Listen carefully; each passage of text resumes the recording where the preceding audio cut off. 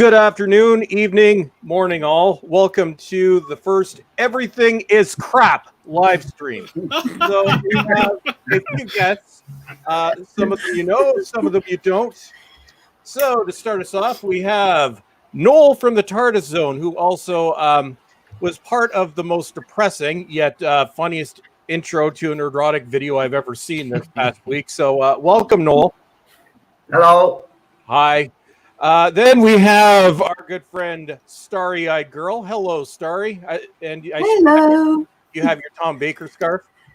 I have my Tom Baker scarf. Yeah, I'm all set.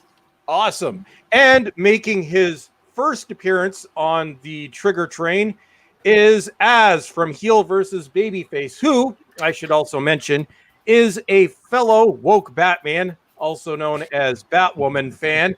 And we love this show. So Az is by love you mean absolutely despise, but we hate watch it because our viewers need us to lose our sanity. It's a fun time. We love the woke Batman. It's awesome. It makes us pray for the universe.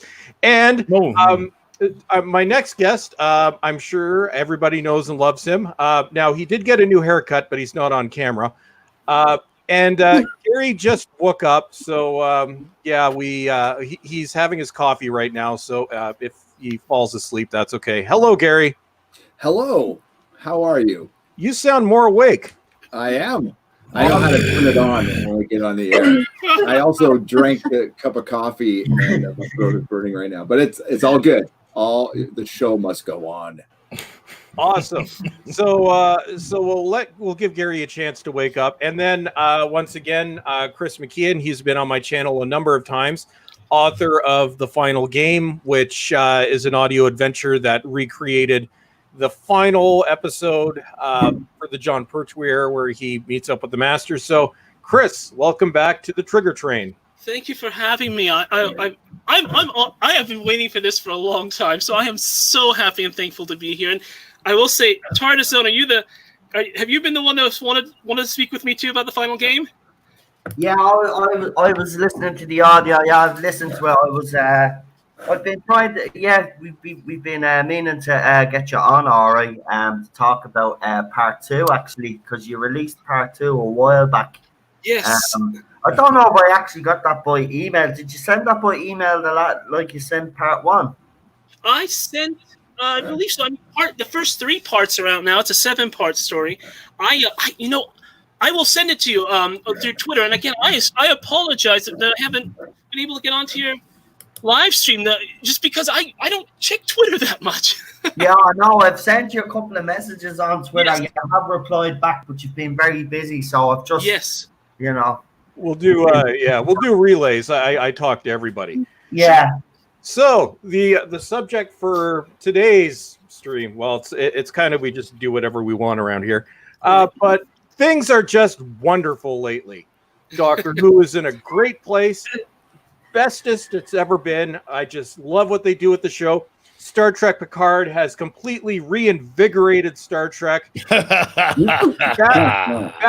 and Supergirl are just skyrocketing in the ratings, and the stories are just so riveting. I just so empowering.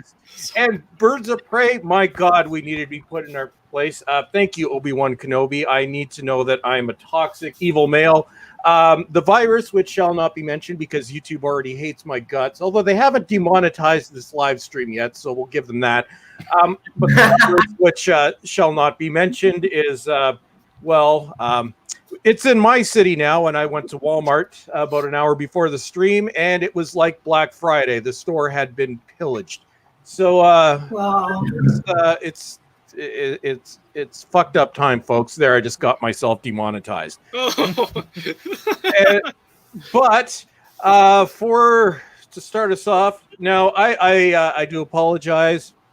I haven't been doing really anything on this channel for about the past week and a half. So this is also the Bulls Trek returns. I would have brought the goat on, but he's in quarantine right now, so we're just gonna leave him be. But I guess so. 2 weeks ago tomorrow, Doctor Who: The Timeless Children.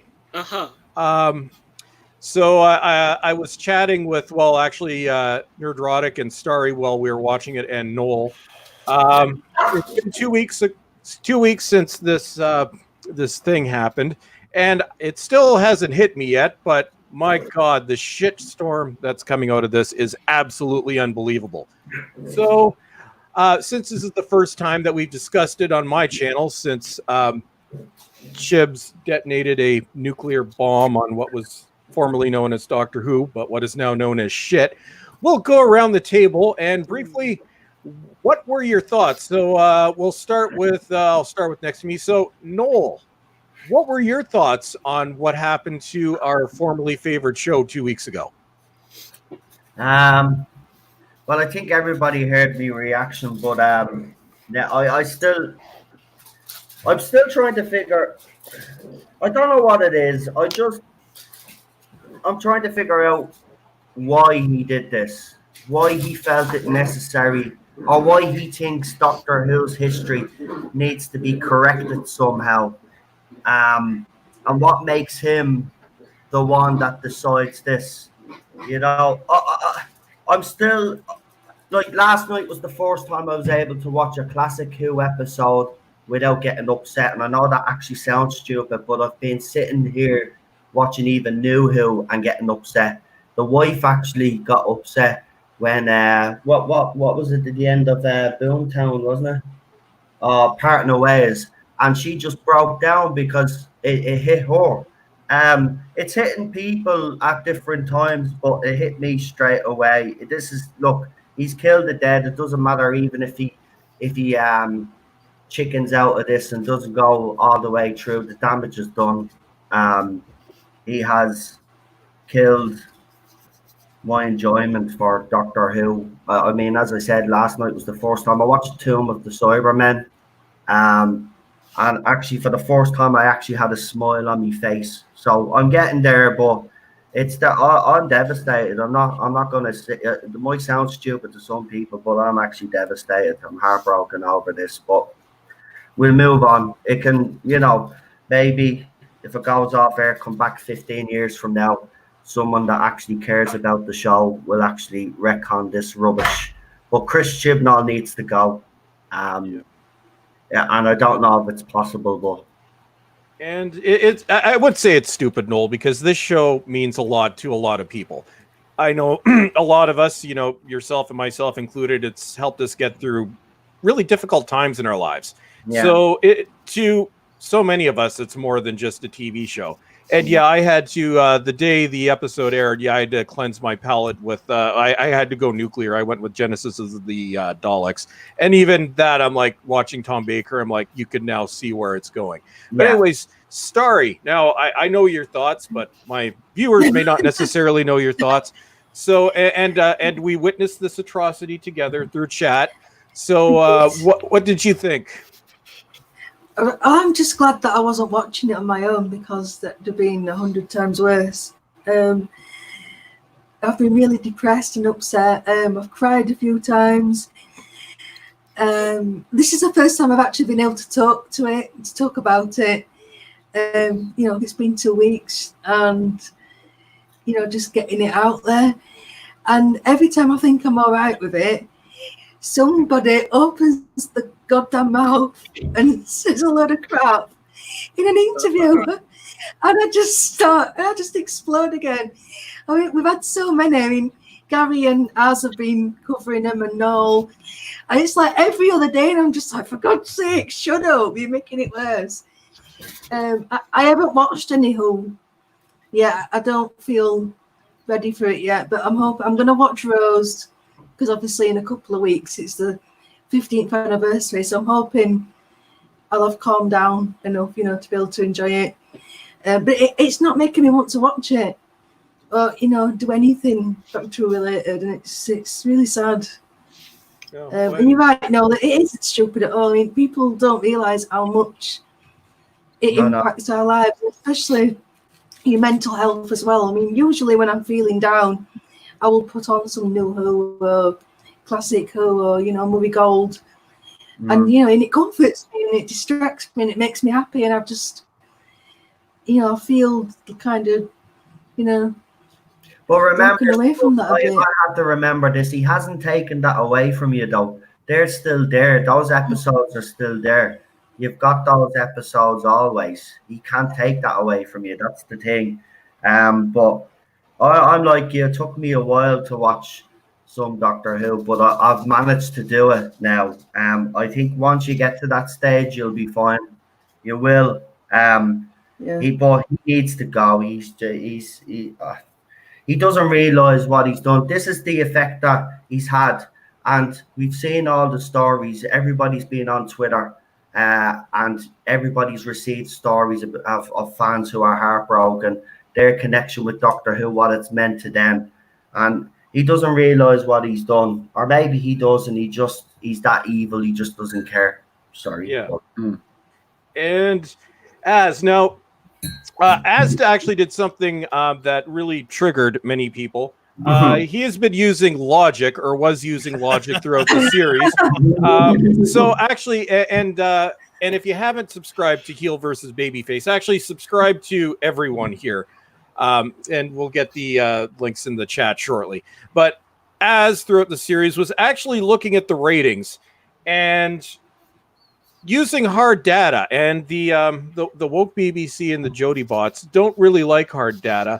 So actually, I retweeted that video a few times, and all they could do was call me the usual names that I get called on a daily basis. But you were on this journey as well. So what 2 weeks later, what's your impression? And also, if you just want to summarize what you've uncovered with the ratings, because I know you've done a pretty intense deep dive. Yeah, I mean, I like to look at things like trends and ratings, because to me it tells what the regular person thinks, because we're all fans here. And Noel, I just want to say to you immediately, do not feel embarrassed whatsoever, or feel that getting upset is a negative or a weak thing to do. We are fans. It's without us, these fandoms don't exist. It's the people who are running them that are the ones responsible. We are the ones who love them. We're the ones who've loved them for years. Everyone, not everyone here, everyone in the chat, everyone who's going nuts online. And the BBC is trying to put fires out with gasoline, and it's not working. So yeah, don't feel bad about that. And I think, Gary's mentioned the word escapism recently. And escapism is so important. It's so important because everyone has stuff going on in their lives. And when we sit down for recreational purposes, when we put the box on, when we put a movie on, when we go to cinema, when we go out to a club, whatever it is, it's to escape that everyday humdrum that we go through. It's to escape those problems, those issues, those money issues, whatever it may be that is in your life.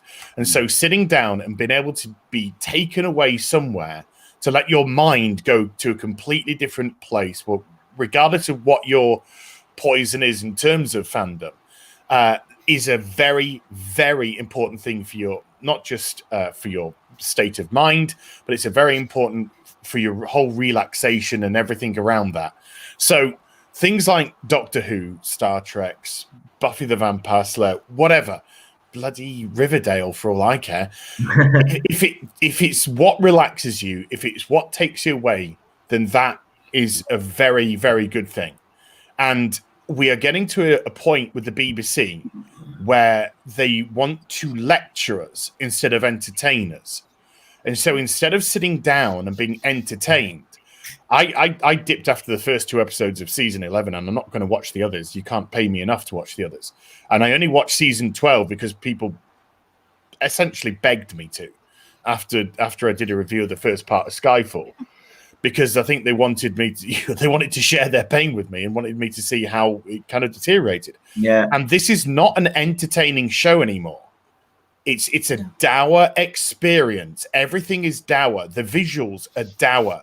The cast is dour. The music is dour. Yeah. Every single element of the show is to actually drag you down as opposed to buoy you up.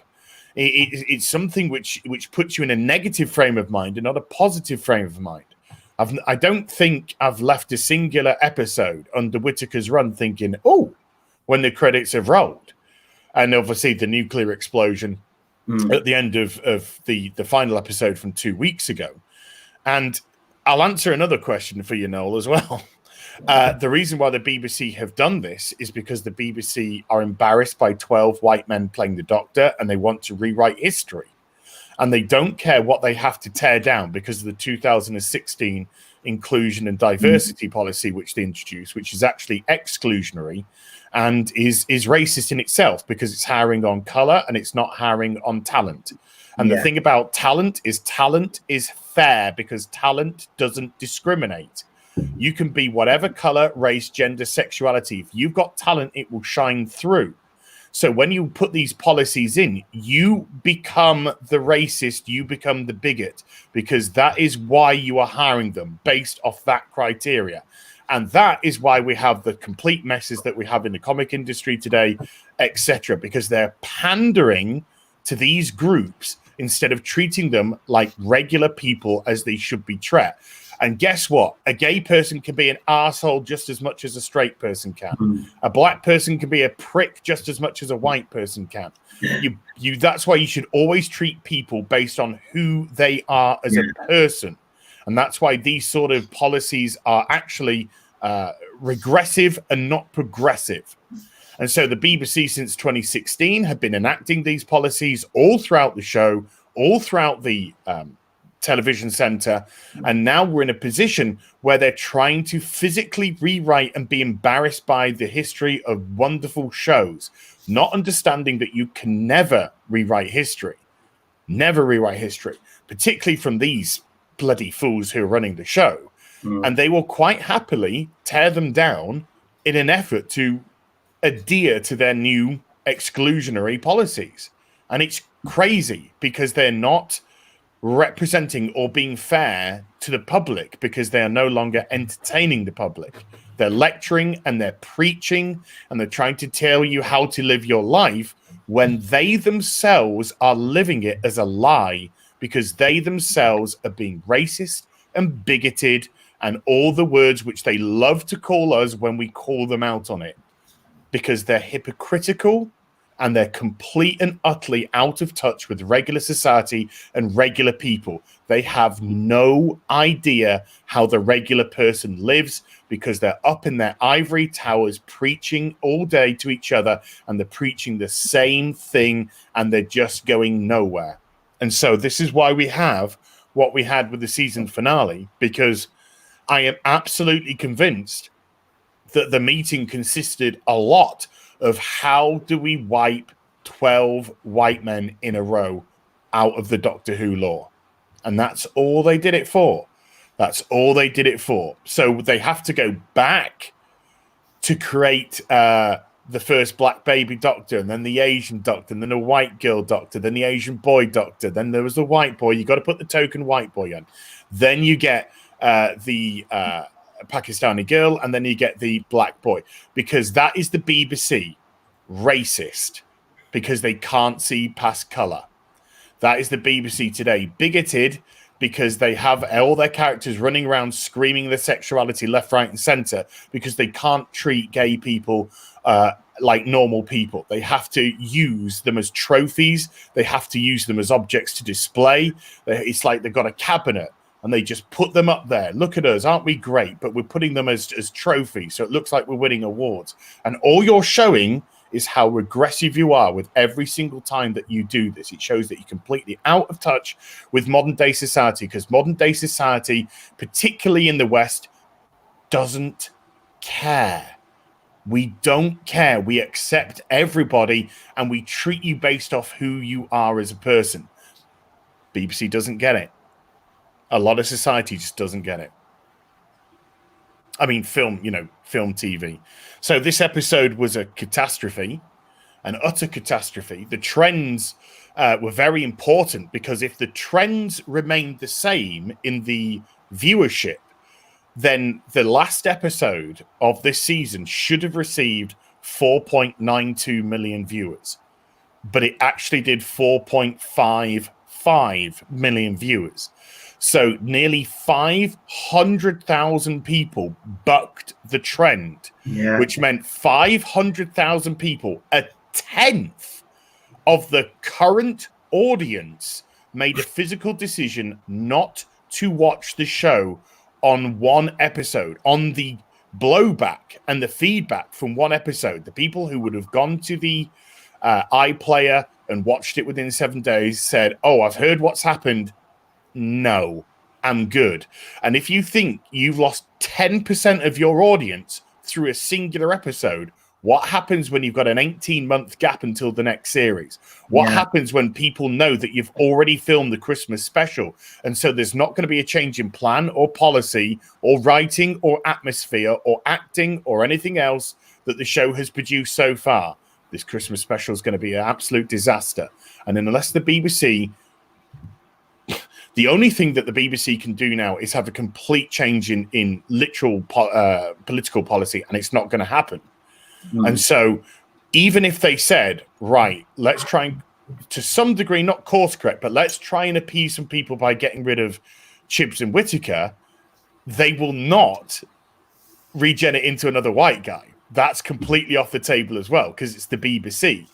They'll try, because if they do that, regardless of whether or not the person would be the perfect fit for the role, the BBC would see that as they've capitulated and they've bowed down, and they were not allowed to do that. So they will play the diversity inclusion game for the next Doctor regardless. So they're screwed either way, because they are not looking at talent. They are looking at their 2016 policy, and they're going to get trapped by it, and they've already got trapped by it. Yep. Well said. Sorry, that was friend. a big one. Sorry. No, and no, it makes a lot of sense. And we've been covering this to death. And just what you're saying with Noel, we still have those old stories. We still have everything. What I actually when I'm at work during the week, which might be canceled next week because of various things. So if you start seeing regular videos, that means I'm unemployed for a few weeks. But what I've been doing at work is, and it's actually making me even more depressed. So generally at work, I usually listen to audiobooks, a lot of Big Finish. I've got all the Simon & Schuster Star Trek audiobooks and all that. But what I was doing this week is I downloaded all the Big Finish Doctor Who main range releases from 2007 through 2009. So we're looking at what was the golden age of New Who. And it's actually really depressing when you listen to the extras where they're talking about just what a force the show was at the time. And as I'm listening to these, I'm thinking, God, if you guys only knew where we'd be in a decade, 12 years. So yeah, it's still there. It's I think the easiest thing to do is what a lot of people have done is just Doctor Who ended in 2017. As much as I hate Twice Upon a Time, that's my endpoint for Doctor Who, because Peter Capaldi was still in it, so I will still accept that as Doctor Who. Now, our next guest. Now, to tell you a little story. So, hello, Gary. Hi. So, to tell you a little story. So, the day this abomination aired. So, what Gary, Starry, and I have been doing, along with we've had Critical Drinker on Gary's channel for our reviews, and Az joined us for the last one. But we watched the episode while chatting, and then we went live. What was it? I think 20 minutes after the episode finished. So we're on Gary's channel, and literally all three of us were speechless. We had no idea what to say, and I know Noel was, and I've heard Noel's live stream as well. So we're about to go live, and it's literally it's like we just watched a death. Yeah. So, Gary, I'm pretty sure most people know your views as well, but for the two or three that don't, so 2 weeks later, what are you thinking? I'm pleasantly surprised that it hasn't died down. The backlash hasn't died down. Sorry. No. Well. I'm pleasantly surprised. No, it's nice. It's nice to see that people are still pissed off. Yeah, and it reminds me a lot of what happened with The Last Jedi. If people don't remember, the film came out, people were pissed, but it kind of quieted down for a little while. And it was when the Blu-ray came out, when things went nuts, when the rest of the people saw it. And Ethan did a video and it kind of got the ball rolling, and Jeremy was doing, and I see something. I mean, of course, Doctor Who's not as big as Star Wars, but I see something very similar here. I see a quiet access media. I see except for the Radio Times, of course, but and I don't think the BBC was ready for this. I think they are just so aloof and detached that they didn't think this would be that big of a deal. They thought that maybe the usual suspects would cry about it and it would just be blown over. They would have their defenders, and I don't think they thought for 1 minute that they would lose more of their audience, which they have done. And I've gotten, I mean, the response I've gotten, I'm sure you guys have gotten the same, is bigger than what I got with Game of Thrones, bigger than I got with Star Wars. I'm getting email after email of people telling me their story of how heartbroken they are, and or how this could change or how this could be undone, and there's no way this could stick, and and unfortunately they're not going to change this, not unless there's a complete change of leadership at the BBC. They're not going to undo this. I wish they would, but it's just not going to happen. And it may be after season 13 if it crashes and burns. But yeah, I think we were all kind of in shock. We were going through the stages of grief, and then we got angry. And I think being angry is good. I think it's very good. And I think if we learned anything from what the Fandom Menace hashtag did, if you don't say anything, nothing will change. If you go out, if you've thought about starting a channel, now's the time. Go out and give us your feelings on Doctor Who. And, that's what got my channel growing. I was pissed about Jodie, and I didn't say anything until I saw that series 11. I was like, I'm going to wait and see. Maybe I'm wrong. Maybe I'm wrong about this. And I wasn't wrong. And, Bullstrek was, you were way ahead of us on this. And so was Dave Cullen. And here we are today. People are just as mad, if not probably more angry than they were the day it aired. I thought, and I'm glad to be wrong. I thought apathy would set in. I thought people would just go, screw it, I'm gone. But yeah, I haven't watched a classic episode yet. I haven't gone back and watched anything yet. So I don't know how I'm going to feel about this. I know how I feel about Star Wars. I can't watch any Star Wars anymore. No, I can't. Yeah. No, I can't stomach Star Wars anymore. Not been able to watch a single Star Wars after The Last Jedi. I'm done.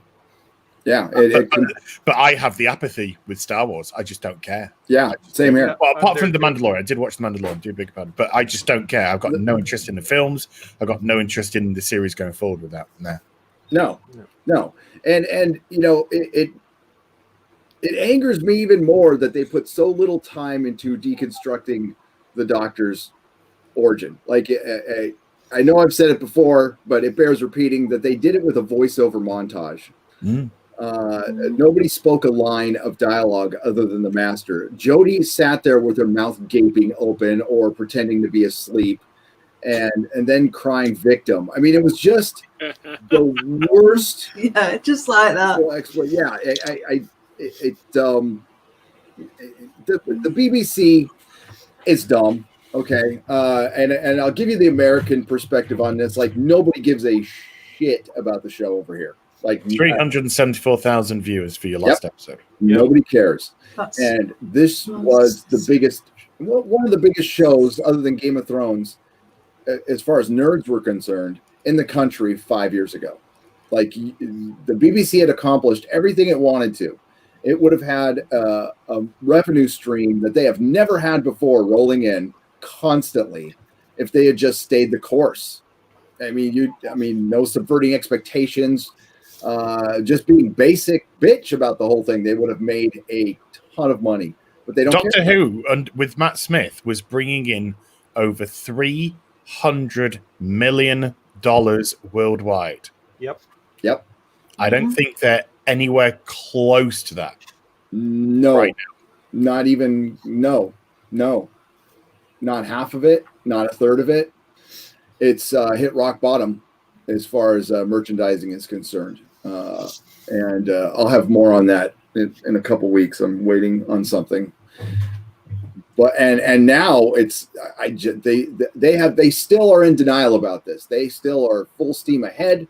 They're going to go ahead with Chibnall and Jody, and they think that HBO Max is going to be happy about this. Well, considering how the world is right now, a lot of things are in flux, and I'll give you one example of a company that might be in big trouble, and that's Viacom CBS. They were going through a merger right now.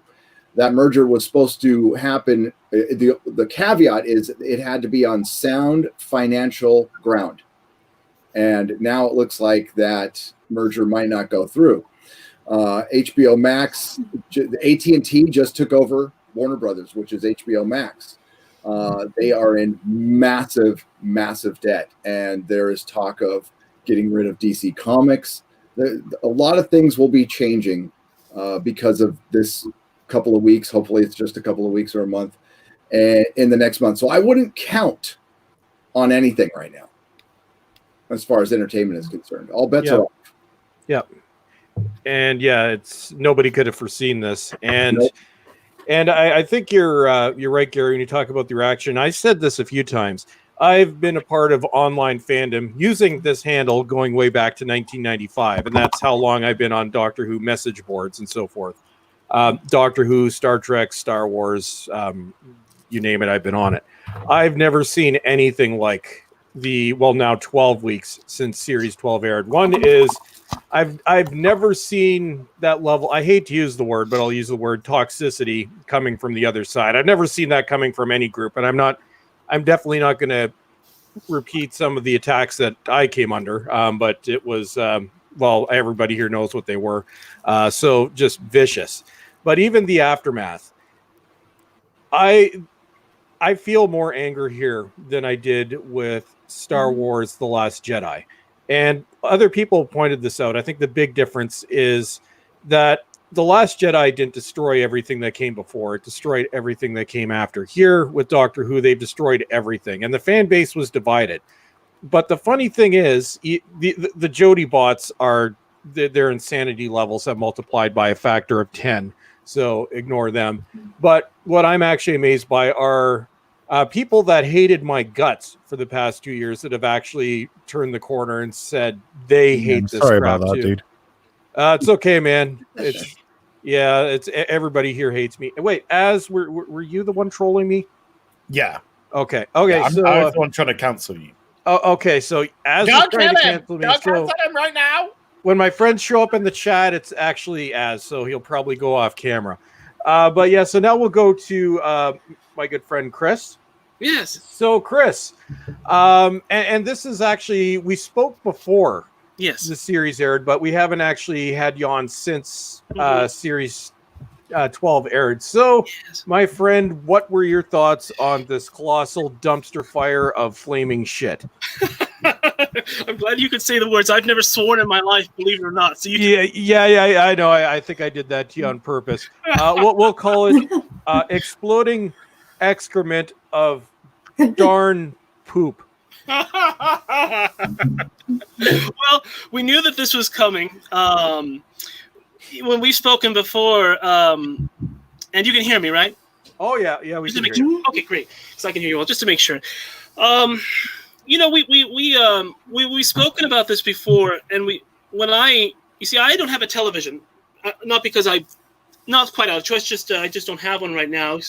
I'm still a struggling student, and although graduated now, so in transition. But for financial reasons, I don't have a television. So I've been cut off somewhat from a lot of the franchises, and I'm not so far flung or widespread in terms of the franchise I like. I've never really watched Terminator. I have never watched Battlestar Galactica. I've never watched this. Believe it or not, yeah, I'd like to. And I say these things, it's not quite out of... Well, Terminator films, I don't really like to watch R-rated films too much, a little too violent or things like that for me or such, so I probably wouldn't watch it anyway. Battlestar Galactica, I have no reason not to watch it. I'd love to watch it. So I hopefully will have that same reaction as... which is... It's good. I believe it's good. It's good stuff. Well, I hear they want to reboot that one too, right? And it probably would be in the similar vein of what we're talking about. So I hope they don't. But but I haven't watched a lot of these, and I certainly haven't watched the CW. Although funny enough, one of the people I know a little bit, have met, was one of the head writers of Arrow. Really wonderfully nice guy. Funny enough, because I'm from Los Angeles. So Gary, I'm shout out to California. I live in Utah now, but shout out to California. We're from. I'm from. You escaped. I escaped. I escaped to go to school in Utah, at Utah Valley University. I love it. But Nice. thank you. I love it up here. But California is still home. I'm from East LA, a city called Whittier, California. And I know it. Yeah. Oh, you've been down there? I grew up in Southern California. I grew up in San Diego. Oh, nice. Oh, gosh, I love that city. Yeah. Oh, you've been to El Indio? Just really quickly, El Indio, the restaurant down there? Yep. Oh, yes. Yeah.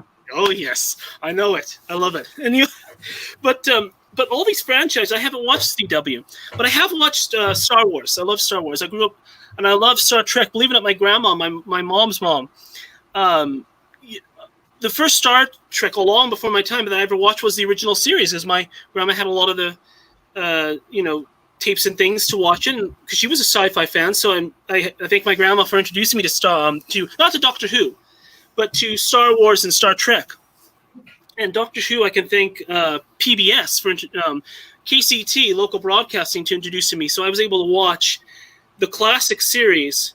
I'm probably one of the few people, young people in America that has watched the classic series in totality, except for a lot of the missing episodes and such. But I've since caught up on those. I've watched everything that's available of Troughton, and watched a little bit of Hartnell. But I know the series well enough, and you guys will know this, the things that I've told you just in the last few minutes, to show you that I think I would qualify.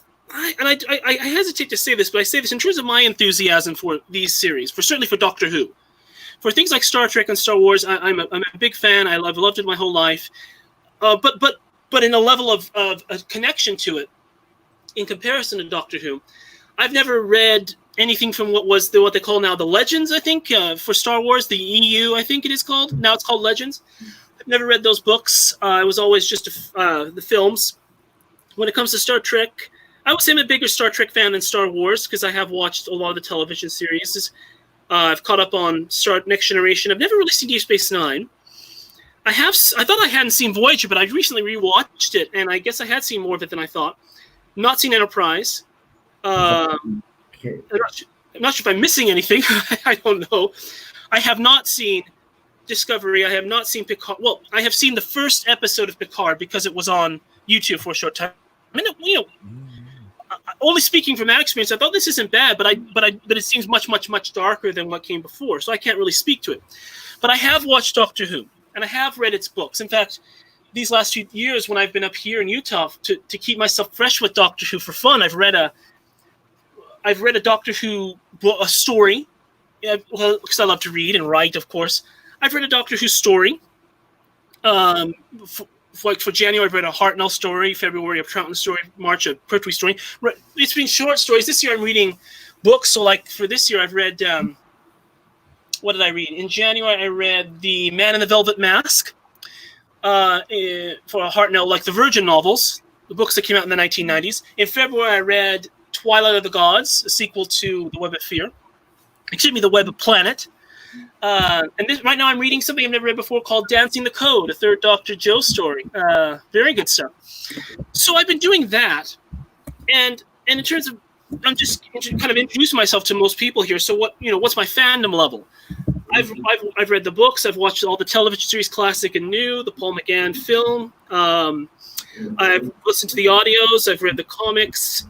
I have written the novel Times Champion, which was at the time the first.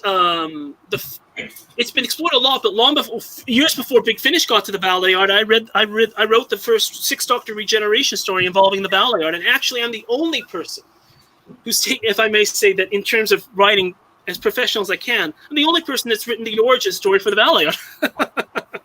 So I have that in mind. I've made these audio adventures. I construct these things to fill in the gaps of Doctor Who.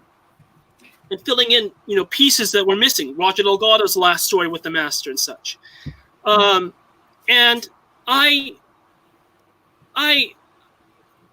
when I watch this episode, so I guess you could, as a preamble, I could say that I think I can qualify as a super fan. I don't have merchandise. I don't have the money to buy merchandise. But in terms of internal knowledge in my head, you think of Sherlock, the Sherlock series, the Mind Palace. I have a Mind Palace of Doctor Who, we'll put it that way. In the sense, just before I go on, I'll just say this: Mind Palace Doctor Who in this way. When I listened for the first time to the Doctor Who audio, Embrace the Darkness, with one of the early Paul McGann audios, with Charlie, to give a sense of how much I know Doctor Who. Not bragging, but just telling you what I know. The aliens in that story called Solarians, and the first time that I read that, I thought, oh, those are the same names of the aliens from the Decalogue story Prisoners of the Sun from 1994. So I know too much. I know too much. The point is that when I watched this episode, it reminded me of when Bolstrek and I have been talking about this. We compared it, we knew that it was coming, and we compared the trajectory of the series and its quality and its content to things like the J.J. Abrams Star Trek films, that trilogy, and we compared it to the trajectory, which at the time we were still kind of projecting in the sense of what will probably happen with the end of the Star Wars trilogy, the sequels, so like Episode 9 and such. And what happened to Star Wars mirrored, in my opinion, I think, well, we will agree, was the same thing that happened to the original trilogy, the Star Trek trilogy, which starts off with goodwill, divides the fandom a little bit, first film, breaks the fandom in half, like with the second film, like The Last Jedi. But did you like Reylo? Did I like Reylo? I shipped them. What I feel about Reylo is that I think it is a match made in heaven, but they don't believe in heaven. So it's just look, it's pointless and it goes nowhere. It goes nowhere because they kiss and they try to backtrack. Oh, it's platonic, but Ben Solo dies, and who cares? And she doesn't need anybody. She's Rey Skywalker.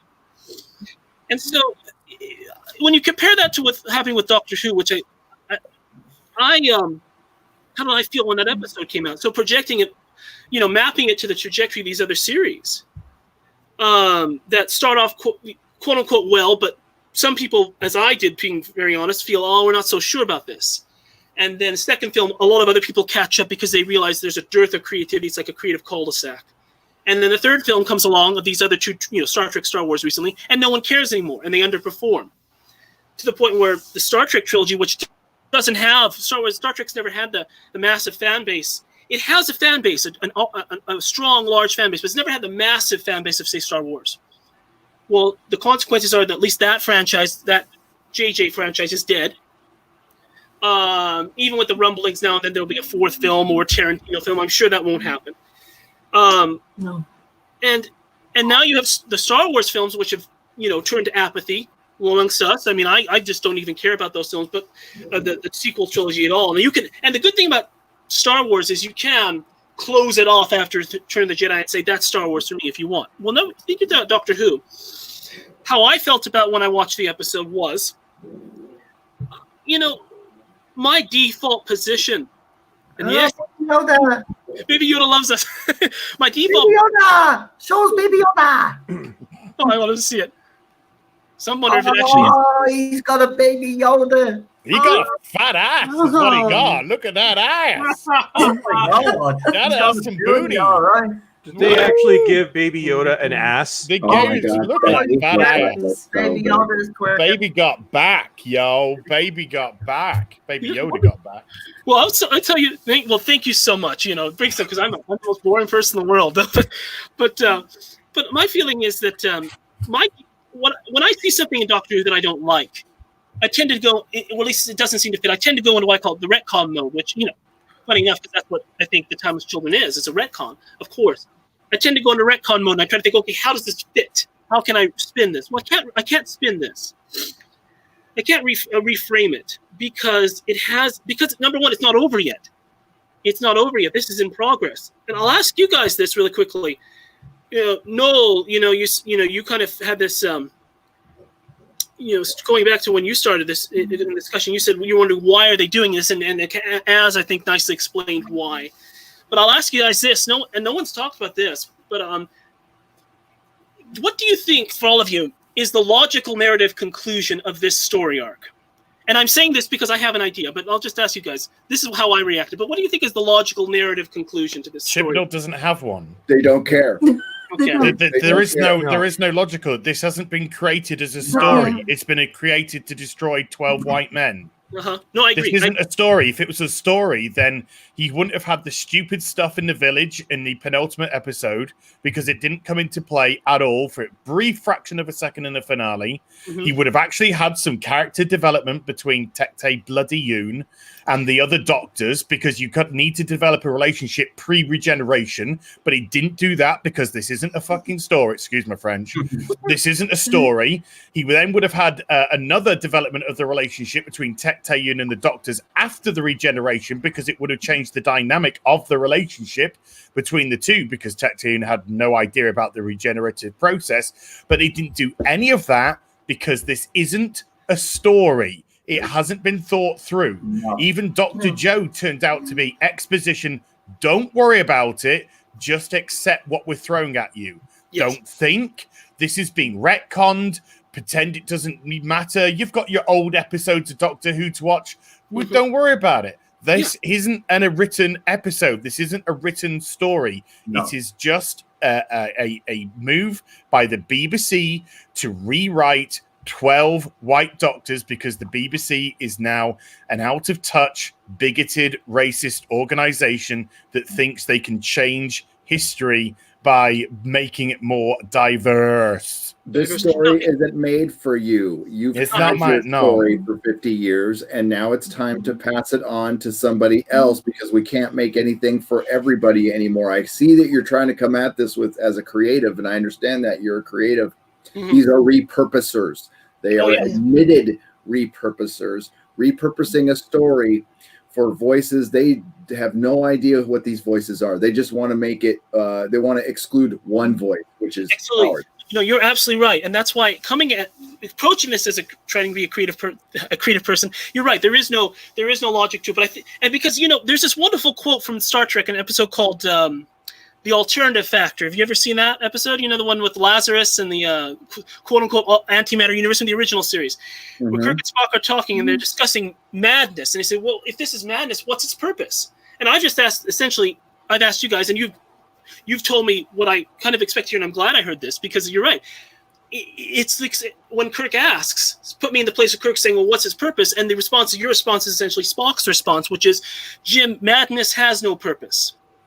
But it may have a goal, and you're absolutely right. I agree that there is no purposes, but I believe that there is a goal, and you're right. The goal is, to erase the doctors. And but my feeling is, and I absolutely agree with you.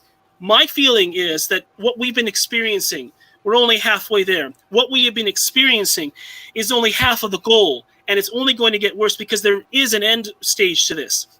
Yeah, all the time with children. The time is children. Well, but on the end stage, I believe, is actually the fifth. Is that? But I think the end stage is going to be worse.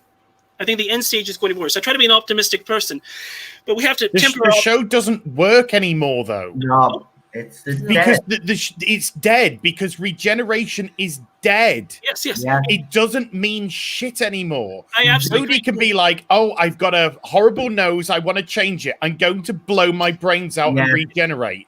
And I can do this as many times as I want until I get a nice face. Yes. It doesn't mean anything. There's no stakes anymore, either. Doctor, we can't go to that room because we'll die. It's fine. It's fine. Because I can regenerate as many times as I need. So I can go. There's no stakes at all to the show. No, there aren't. They've wrecked it. They've wrecked it, and they will.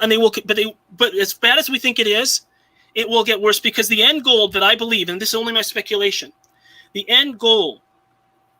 First, one thing I have to say to preface this, I don't believe that Jodie Whittaker's leaving after Series 13. I believe that if she is going to, she will leave. But my personal belief, she's going to leave at the 60th anniversary if the series lasts that long. But if it does. I agree.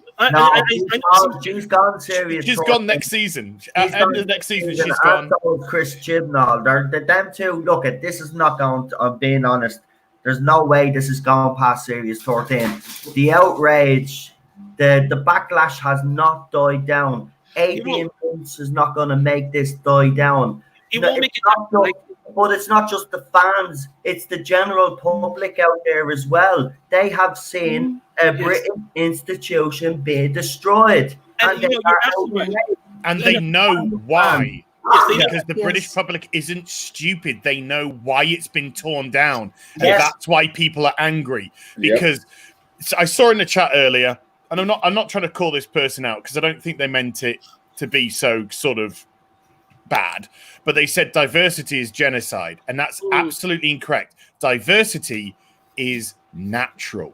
It's every day. It's in everyday life. Every time you go out the door, every time you go into a shop, every time you go to the gym, wherever you go, diversity is everywhere because it is a natural part of our society. It's when organizations like the BBC try and turn it into a unnatural occurrence and therefore try and highlight the different ethnicities or races or sexualities because they think it's something to be applauded, when in everyday life we just go about our business. We don't walk into the supermarket and go, oh, I say, there's a black person.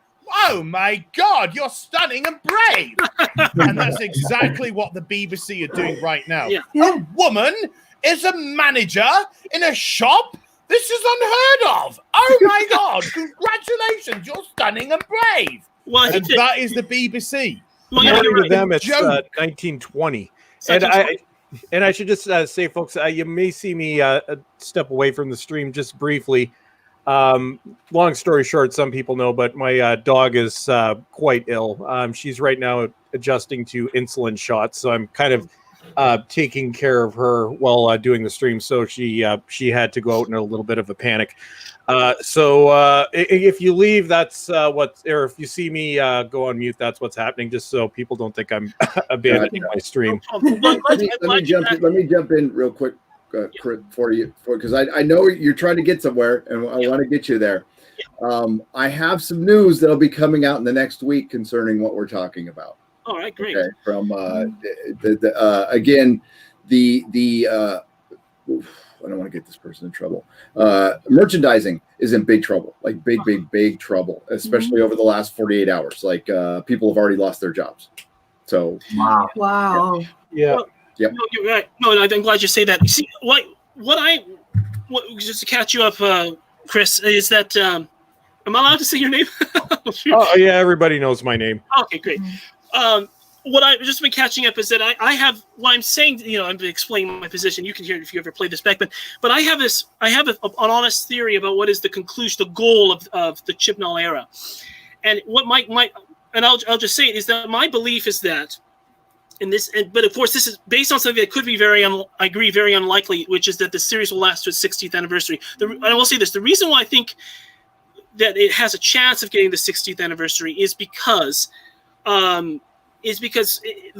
partly it may not last that long, but the BBC has the luxury of, since it's being funded by the license fee and such. It can last as long as it wants and produce the money it wants because it gets essentially free money. It can make this program even if no one's watching, essentially. But now you would think that's almost counterintuitive, but I think that they are determined on this trajectory to do it. And you see it in to complete what they're doing. You see this in their responses. Oh, it's the best thing. It's Doctor's in the best shape editorial it's ever been.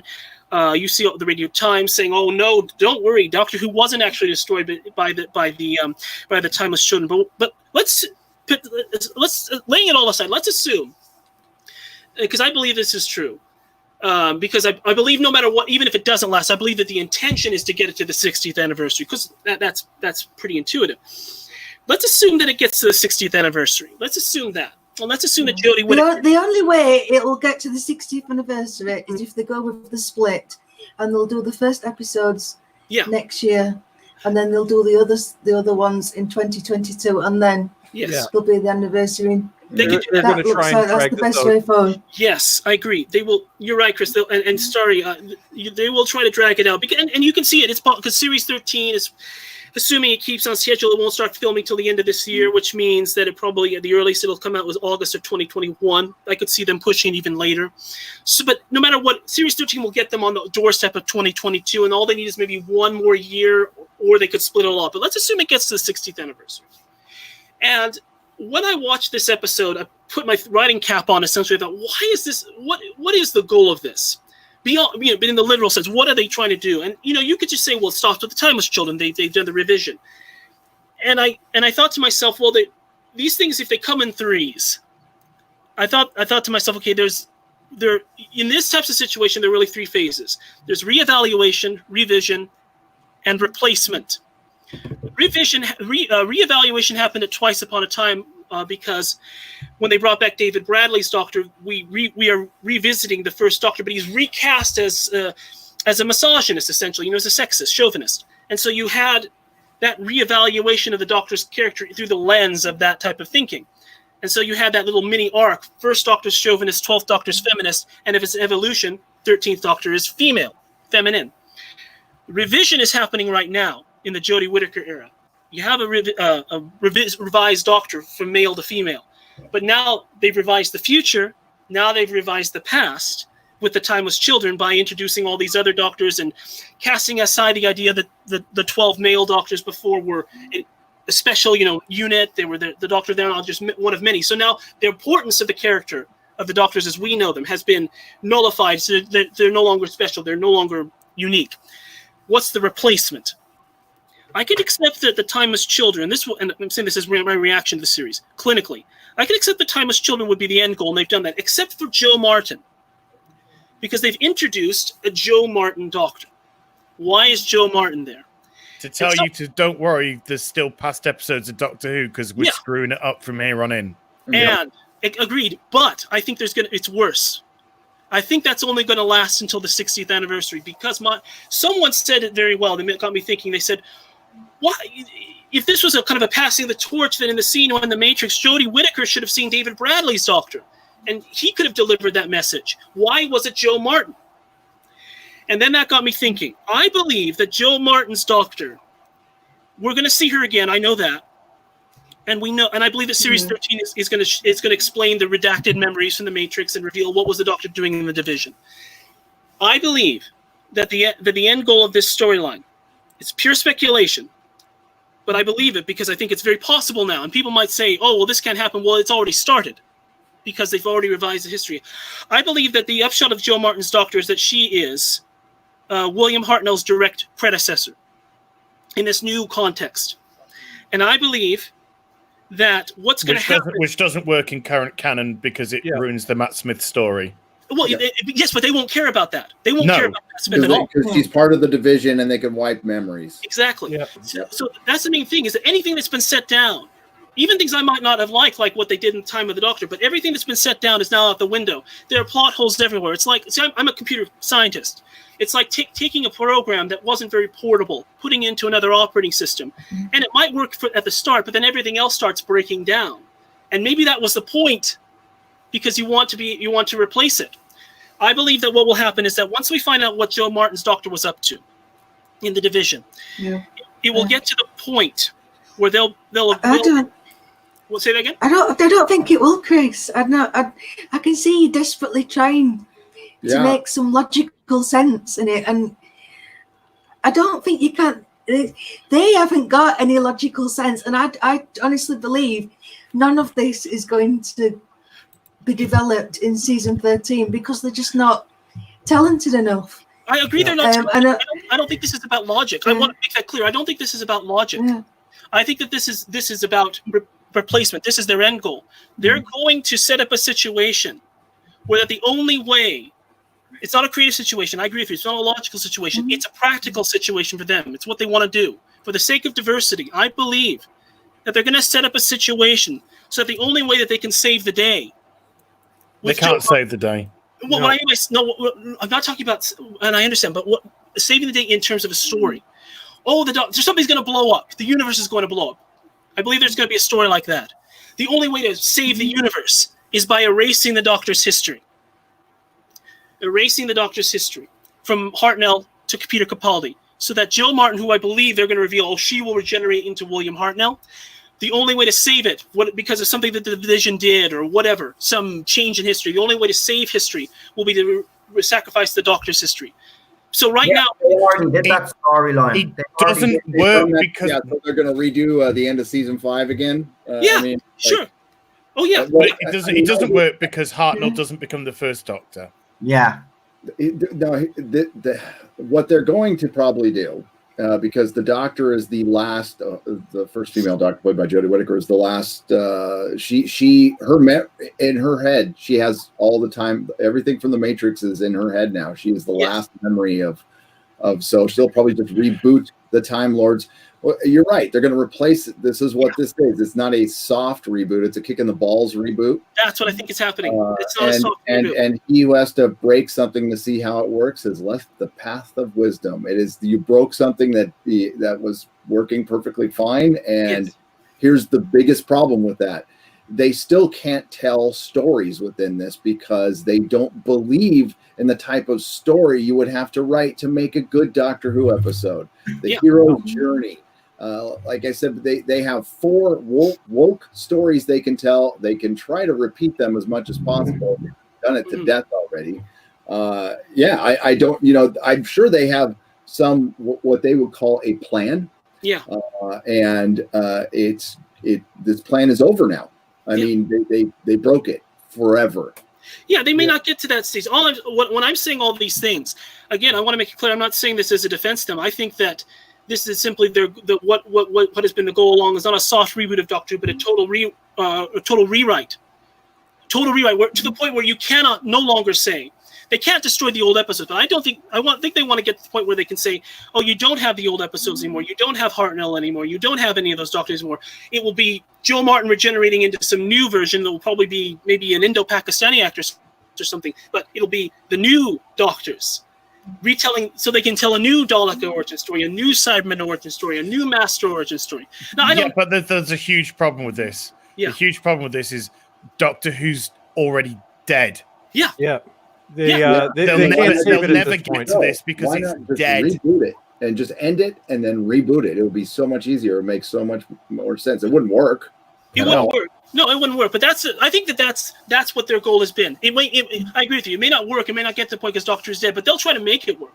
They'll try to say everything's good. But that's what their goal is, to reboot Doctor Who completely, to restart it completely. That's what I think. That's what their goal has been. I think to wipe the slate clean and start over with this new style. Now, whether or not they wouldn't have to go through that. All they just have to do was reboot. If Chris Chibnall's plan hasn't worked, all they had to do was reboot. If fans would have forgave them for that, they would have waited a couple of years for them to produce a decent series.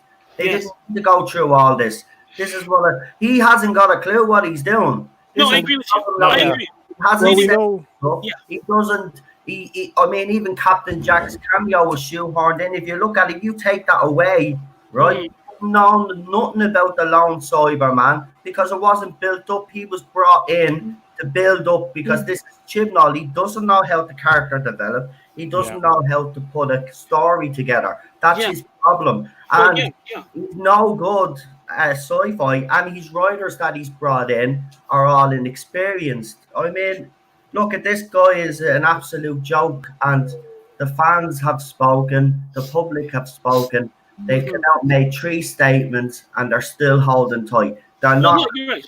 This is what happens. Because they're clinging on to their 2016 diversity inclusion policy. If you look at the way this was done, it's fairly obvious that this was done in the name of diversity. Now, say this had been done 10 years ago under RTD or Moffat, and they retconned the Doctor and gave the Doctor this whole life before. Fans would still be angry, but we wouldn't be questioning the motivations behind it. No, you're right. It's why, if I may say, and I don't want to interrupt you, but you're right. It's why something like John Hurt, as an included Doctor, as an inserted Doctor, was able to work to a certain extent. Although I think largely people won't even remember these around because a lot of the merchandise doesn't show him. But it's why that was maybe able to work to a certain extent because there was you had to force it, but there was a gap that you could see. Oh yeah, I can see that existing. This has been smashed together, and this is what happens when you have people that are they might be creative in different ways, but they're not creative in terms of science fiction, in terms of the lore of Doctor Who. But they want to repurpose it and say we created. It's in any situation. Dude, we've got 10 episodes a season, and we've had one of them about my fucking global warming and one of them about my fucking plastic bottles. Yeah. This show is in the shitter because Chibs doesn't know anything about sci-fi or fantasy or entertainment. He knows how to lecture you on current day social trends. Yeah, he can't structure a story. He can't structure an arc. No. Chibs going into this had a series of woke talking points, and then he built the entire show around them. Exactly. And I don't think that this retconning was part of his original plan. No. I was calling months ago, actually a year ago, and it's really sad that I was proven right. But my view all along was Series 12 was going to be a middle finger to those of us, and there were a lot more of us than the BBC would ever admit to, because they're still not admitting to it. But Series 12 was going to be a middle finger, and I was thinking it was going to be at least as bad as Series 12 or Series 11, maybe a little bit worse. But I don't think until the rumors started to come out that any of us thought that Chibs was going to completely retcon the show. Rumors started to come shortly before the series was released was when I started to hear rumors that they were doing this, because there were leaks coming out of the BBC. I know I've heard them. I know Gary heard them. I know Noel, you heard them. I didn't believe it until I saw it. He did this specifically to attack long-term fans. It was not part of the original plan, because Chibs, he's not capable of creating a plan. And even if you look at the way he implemented this, so setting aside the fact that this was to create a diverse everybody is the Doctor thing, even if you look at the clip, when we see the Doctors returning, it proves that he has no idea what he's doing, because he used the clips from the brain of Morbius. All you have to do is watch the episode and use logic, and that entire argument is completely thrown out the window. It's not the Morbius Doctors. The Doctor was conscious, or it's not pre-Hartnell Doctors, because the Doctor was conscious during that scene. Sarah Jane Smith saw that, and that's how Chibs justifies it. He, through his what I think is very limited knowledge of Doctor Who, he went to look for any loophole, and that is really the only semi-loophole that he could have used, and it's not even a loophole. No, it's an appeal to fallen authority, because it was something that was not corroborated before in the Barry Letts era, something that's or at least disassociated or ignored in the JNT era. No, it's and later years. No, you're right, absolutely. It's an appeal to fallen authority. Oh, look, this episode said this. Now, see, it's very clever. It's very tied together. It's retroactive. Appeals to creativity. It's just saying, hey, well, we planned this all along. No, there's no. Well, we know. Sorry, there's Chris, nothing creative about being racist. Sorry. I mean, it came out of it because, he said this had been the plan all along, that it was going to bring back classic monsters. No. And you picked up on this as well, as didn't you? Yeah. With so what kind of person brings back the Cybermen and the Master when we've just had, Capaldi's finale? The plan all along was to copy him off at. Just copy that. He said or RTD. 11 aired when he said that the show must reflect modern day society. That's when everybody should have said, hang on a minute. Okay, I get that, but if that's going to be the main focus of the show, well then where's Doctor Who? And I will ask this question: where is the sci-fi in Doctor Who? There isn't. They were on Earth all series. They're on Earth, and then they're in a hotel resort with global warming outside. Okay, and then they're on a beach where there's killer birds from Alfred Hitchcock, and then there's plastic in the water. And then they sit down and they have a 5-minute conversation about why a guy wants to marry another guy. Yeah, that's Chibnall's idea of sci-fi. Well, I think the point that Chibs is trying to emulate Moffat's writing, and you can tell he was trying to emulate Moffat in the way he did this, is just laughable. Now, I've admitted I've never been a fan of Stephen Moffat's arcs. I know a lot of people were. I was a fan of his standalone episode writing, and you can see this. It's absolutely hilarious. He's trying to be Stephen Moffat.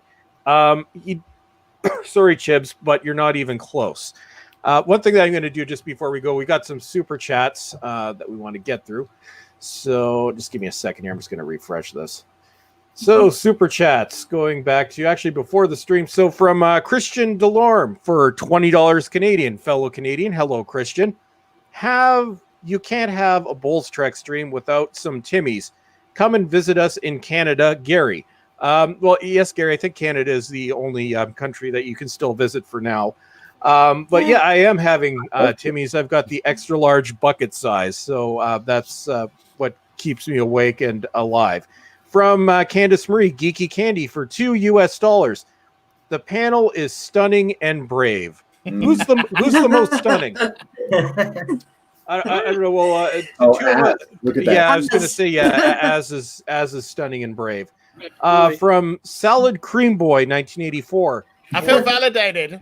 Oh, you're stunning and brave, and don't let anybody tell you different. And if they are, they're patriarchal, oppressive bastards. My mummy told me I was. Yeah. Well, we get a lot of that, and some people, oddly enough, take that into their 20s. But what it is, it's the times we live in. 50s. I think you're better than the Doctor. You know, I mean, you haven't got a TARDIS. You never let anything get to you. I mean, you're super duper. You can't let things get to you when you're your own worst critic. Everybody here is awesome. Noel's awesome. Starry's awesome. Az is awesome. Gary's awesome. Chris is awesome. Everybody's awesome. We don't have to try in life. We just have to be as woke as possible and down with the patriarchy and down with everything that would be even remotely enjoyable. Salad. We need to pray. This is why I am below you, because you are. Yaz survived somebody saying something mean to her in high school. Oh my God, being a Yorkshireman, right? Being a Yorkshireman and being very close to Sheffield, when Yaz said I was bullied in school for being Asian, I pissed myself laughing. You are never ever going to be Asian in Sheffield and be bullied for being Asian. It's the most because they clearly don't know Yorkshire, because Yorkshire is full of Pakistani, Indian. We're full of Chinese. We're full of black. We have so much, diversity here, just as a natural course. So when she tried to play that card, you just know that you're dealing with an absolute hack of a person. Mm-hmm. Well, it's we're looking at this from an elitist perspective. And I think that the BBC might make an interesting case study, because it's no secret the BBC has always been elitist. But it used to be the BBC used to make the best comedy, the best drama on the planet. It was the gold standard for entertainment. I think what has switched is with the elites, wokeness has become the new eliteness. So the more woke you are, the more elite you are. So they're trying to outwoke each other. Yes. And I think that defines modern society perfectly. Well, I'd say no, not all of modern society. I would say 5% of society, as you said, as the rest of us are just trying to live our lives, going to work, paying the bills, taking care of our dogs, whatever. Regular people don't care about this. Regular people, to be honest, and I hate to use current year, but this is 2020. Most people that are reasonable will judge you on your character, judge you on what you do, not judge you based on your race, gender, sexual orientation, identification, whatever. But this show's been written around say, not tell, because we had the whole thing in the final part with Graham and Yaz, where Graham just validated the shit out of her for nothing she'd done at all. I know. Ever. You blew smoke up her ass, and for what? I think you're the bravest girl in the whole wide world. If he said it to Ryan, it was justified. But to say it to Yaz, I was like, what are you saying it to her for? What has she actually done? She's supposed to be a cop that isn't a cop. She was bullied, but she's not really bullied. I don't believe anything. I thought she was getting more of a story arc. I'm telling you. But she gave 50p to a woman. Oh, yeah. Hey, she stood there. And then they sucked each other's there thumbs. so well. And sat down. That time she sat down, that was awesome. Yeah. You can't even say Ryan's a hero because you could say he overcame his dyspraxia. Chips forgot about that arc. Yeah, you did. Oh yeah, yeah. Just forgot about the dyspraxia is going. Well, you know, these characters are they're not really characters. They're concepts and placeholders for just Yeah. like you say. They're trophies. They're They're not they're They're trophies emoji badges. to be displayed by the BBC. Mhm. And therefore, they don't have to do anything. They are who they are. They just have to look the color and the race Yeah. and the gender and the sexuality Mhm. and the ethnicity. That's all they have to do with the BBC now. It's My look. favourite one was was it the security guard in Resolution? Did you see that one? As where he just went, "Hello, I'm gay," and then he got Yes. killed. Oh, That was my favorite yeah. part. Seconds or so. he was You killed. killed a gay guy. You are. I'm going to tell you where I put my penis before I say my name. Or Yeah. I don't name at all. You didn't say his name. Bang, you're dead. In all fairness, when I met Gary, he said, "Hi, I'm Gary. I live in San Francisco. The streets are full of poo." And I said, "Hi, Gary. I crush pussy. I stick my slapped that penis into vagina." And he was like, "Oh wow, okay." I was like, all I just, right, thought, I just thought we'd get that absolutely clear to start. Well, I need to remind everybody that I now identify as a carrot, Dude. Wow. But Well, carrots you know, are orange. anyway, isn't it? and my pronouns are M. Yeah. Oh, well, I guess everyone's the hero of their own story. I don't know. Well, you know, I think it's. Anybody else want to come out and identify as something? Does anybody else feel empowered? I Okay, identify in the as chat, everybody Baby tell us what Yoda. you identify as. We'll just so Oh. I'm a Well, okay. So Baby Yoda. So- Yeah. Oh, Baby Yoda. I was just going to say, I'm feeling really empowered now. You know that Chibnall and Whittaker finally allowed me to relate to the Doctor, women were because- only invented in 2016. So Yeah, you're very, because, you're the very good. past 15 years, I've not been able to relate to the Doctor. No. So I thought this is my time. Yeah. So I feel honoured for that. So And thank after you. not being able to appeal to this franchise for 60 years nearly, I'm glad that they came along to tell us what we're allowed to relate to now in the show. Well, it's like, Jody said that the show was just one perspective and it got old. Even though she didn't watch the show. No. Well, it's 2020 and women cannot relate to anybody but women. That's an actual thing. I believe Whittaker said that more than once. So Are you moving on, Chris? Are you moving on really quickly to something else, or what? are you moving on to another topic? Or because I don't want to slow it down if you're moving on to something else, but I wanted to say one quick thing. Or ask, Oh yeah, no. Go Sure. ahead, man. Yeah, well, it's the live stream where we're just kind of all over the place. Sure. So we just talk about Oh, okay. whatever. Oh, okay, great. I just want to ask everyone, just purely curious, how much of all this, in terms of the quality of Doctor Who now, I think I know the answer, but how much of this do you think is down to Jodie herself? A lot of people will say, "Oh, it's not her; she's a phenomenal actress," and I'm not saying this sarcastically. I'm just saying it. A lot of people say she's a phenomenal actress, but it's the writing, it's the directing, it's the material she's given. But at some point, I'm curious what you all think. At some point, you have to ask, well, how good is the Doctor, and how good is the actor playing her? She's not the Doctor. This isn't the No. Doctor. No, This not doesn't even display close. any characteristics of the Doctor. Mhm. Quite the opposite. If she was the Master, it would make more sense because she has no regard for her companions. She doesn't care about them. She wanders off. They wander off. She doesn't even ask where they are, if they're safe, whatever. She has no care. She has no compassion whatsoever. She's selfish. She's self-absorbed. And she just wants what's good for her. At the end of the episode, walking into a TARDIS after the guy sacrificed himself so she could cowardly run away, she said, "Home sweet home." She's a fucking narcissist. She is an absolute sociopath. psychopath. Yeah, a Sociopath, psychopath. maybe. Yeah, and I completely agree. I think that it's very disappointing to see this. You like to be able to think that you can. If you look at someone's character, you like to be able to think, okay, today might be a bad day, but I can look to this episode, or I can look forward and hope that the episode's better. But you like to think, okay, well, I can look to this past episode and say, well, I can watch this. Like Chris said, you cleanse your palate. I can watch an older episode, and I'm talking about, say, Jodie Whittaker's era. Say, I didn't like how she treated Graham at the end of Can You Hear Me? Well, you want to be able to say, I can watch this other episode and feel better because she treated another person better. But, she treats Graham like garbage. She's always done that, or at least like he's just an accessory.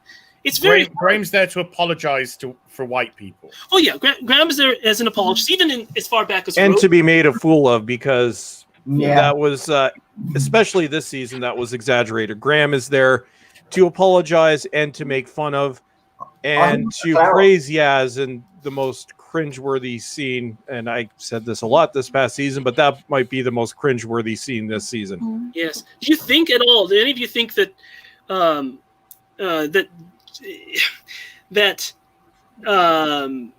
do I say this? A lot of people have made the comment comparing her to Capaldi, Jodie to Capaldi, in the sense of, well, No. I agree. Capaldi had so much love for his companion. Yeah. I always say this: Jodie Whittaker is not fit enough to polish his boots. No. Well, Harrison all the time, even with the ratings. That whole argument has been dismissed, smashed. Right? Peter Capaldi was getting poor scripts, but he could elevate those scripts. Yes. Jodie Whittaker is getting poor scripts, but she can't elevate them because she has no screen presence. Yes, She doesn't care. yes, and No, she she doesn't doesn't care. She actually told the audience before she actually got on screen that she never watched any Doctor Who, so that was a good one. Fair play. No, but yeah. she said, I tried to watch some episodes and it did nothing for me. There you go. Right? She did. Well the done, stuff well done, Jodie. where she had she poked fun at fans that had a problem with our casting, right? Yeah. She's never embraced this fandom. She hardly goes to any conventions. She went to all the conventions leading up to Series 11. She hasn't been to any since then. She just doesn't care. And the last episode, that very last scene, you could see it. The only episodes that she has watched and she's admitted that she's watched is David Tennant and Matt Smith. And you can see it right at the last scene. She's doing David Tennant when the Titanic crashes into the TARDIS. Yeah, What? that What? was so cringeful. Right? What? Get away. Don't even call her the Doctor. She's not After even 2 worthy. seasons, that shows that she isn't the Doctor. It shows that this character, inverted commas, has had so little development that Jodie herself has been totally unimpactful in creating her own personality, unique personality, the Doctor, that they had to, after her second season, copy one of them, well, certainly the most beloved Doctor of the modern era. That said everything that you need to know about the show. Member David Tennant. Yeah. But even her attitude, she doesn't love the show. She's not an ambassador for the show. No. She's a To her, it's self-confessed just another- narcissist. Yeah, it's another job. I mean, and when it's all gone, she's not going to. I can't see her, She She's uses- not going to go to Brave. conventions. Well, there's Yeah. what She's I've queen. what I've said from the beginning is take away her personality, take away the bad writing, take away everything. If you look at everybody that has played the Doctor, and I'm actually including Joe Martin in this. So if you look at the original 12, if you look at the War Doctor, if you look at Joe Martin's brief appearance, much of what makes the character of the Doctor is nonverbal. And I think David Tennant was probably the best at this in order to portray the Doctor, because the personality that we see, it's surface level. It's mainly a facade that's supposed to hide this, well, now ageless, but this ancient Time Lord. So if you look at every Doctor, even including some of the less intense ones, like Peter Davison, if you look at their performance, much of the performance is in the eyes, where when you look at the Doctor, and I think Peter Capaldi did this brilliantly as well. So did Matt Smith, he was 27 when he did his first season, but when he gives you what I'll call that Doctor look, he aged The 50, old man, yeah. He old Mm-hmm. thousands of years, but he could do old man brilliantly. And that's what Whittaker's missing. She's not a good actor. She cannot carry this off. But this is what you'll notice. And some people, I've seen a lot of people try and they're trying to pinpoint why it's not working. They're like, okay, I see she's trying to be the Doctor. Why isn't this connecting? Just take any Jodie Whittaker episode at random. Look at her eyes especially when she's trying to be serious. They're vacant. She's not. They're dead. She's not animated. No, she's got the Maggie spot. It's like how my uncle, who actually worked in film a little bit, that's why he doesn't like the actor Richard Gere, because he's Mr. Dead Eyes. There's no life behind the eyes. It reminds me a little bit of what what's his name? Nicholas Meyer. Have you heard of Nicholas Meyer, the director of the Wrath of Khan? Yeah. Yep. Oh yeah. He said a very interesting thing, which is that there's very little correlation between a lot of things in film that people might think. He says there is some correlation in terms of a successful actor. They may not necessarily be. He said there's very little correlation between an actor who looks smart and if they're actually smart, or if they look dumb, they're actually dumb. But there is some correlation if you can make the appearance of it, and like you say, showing in the eyes.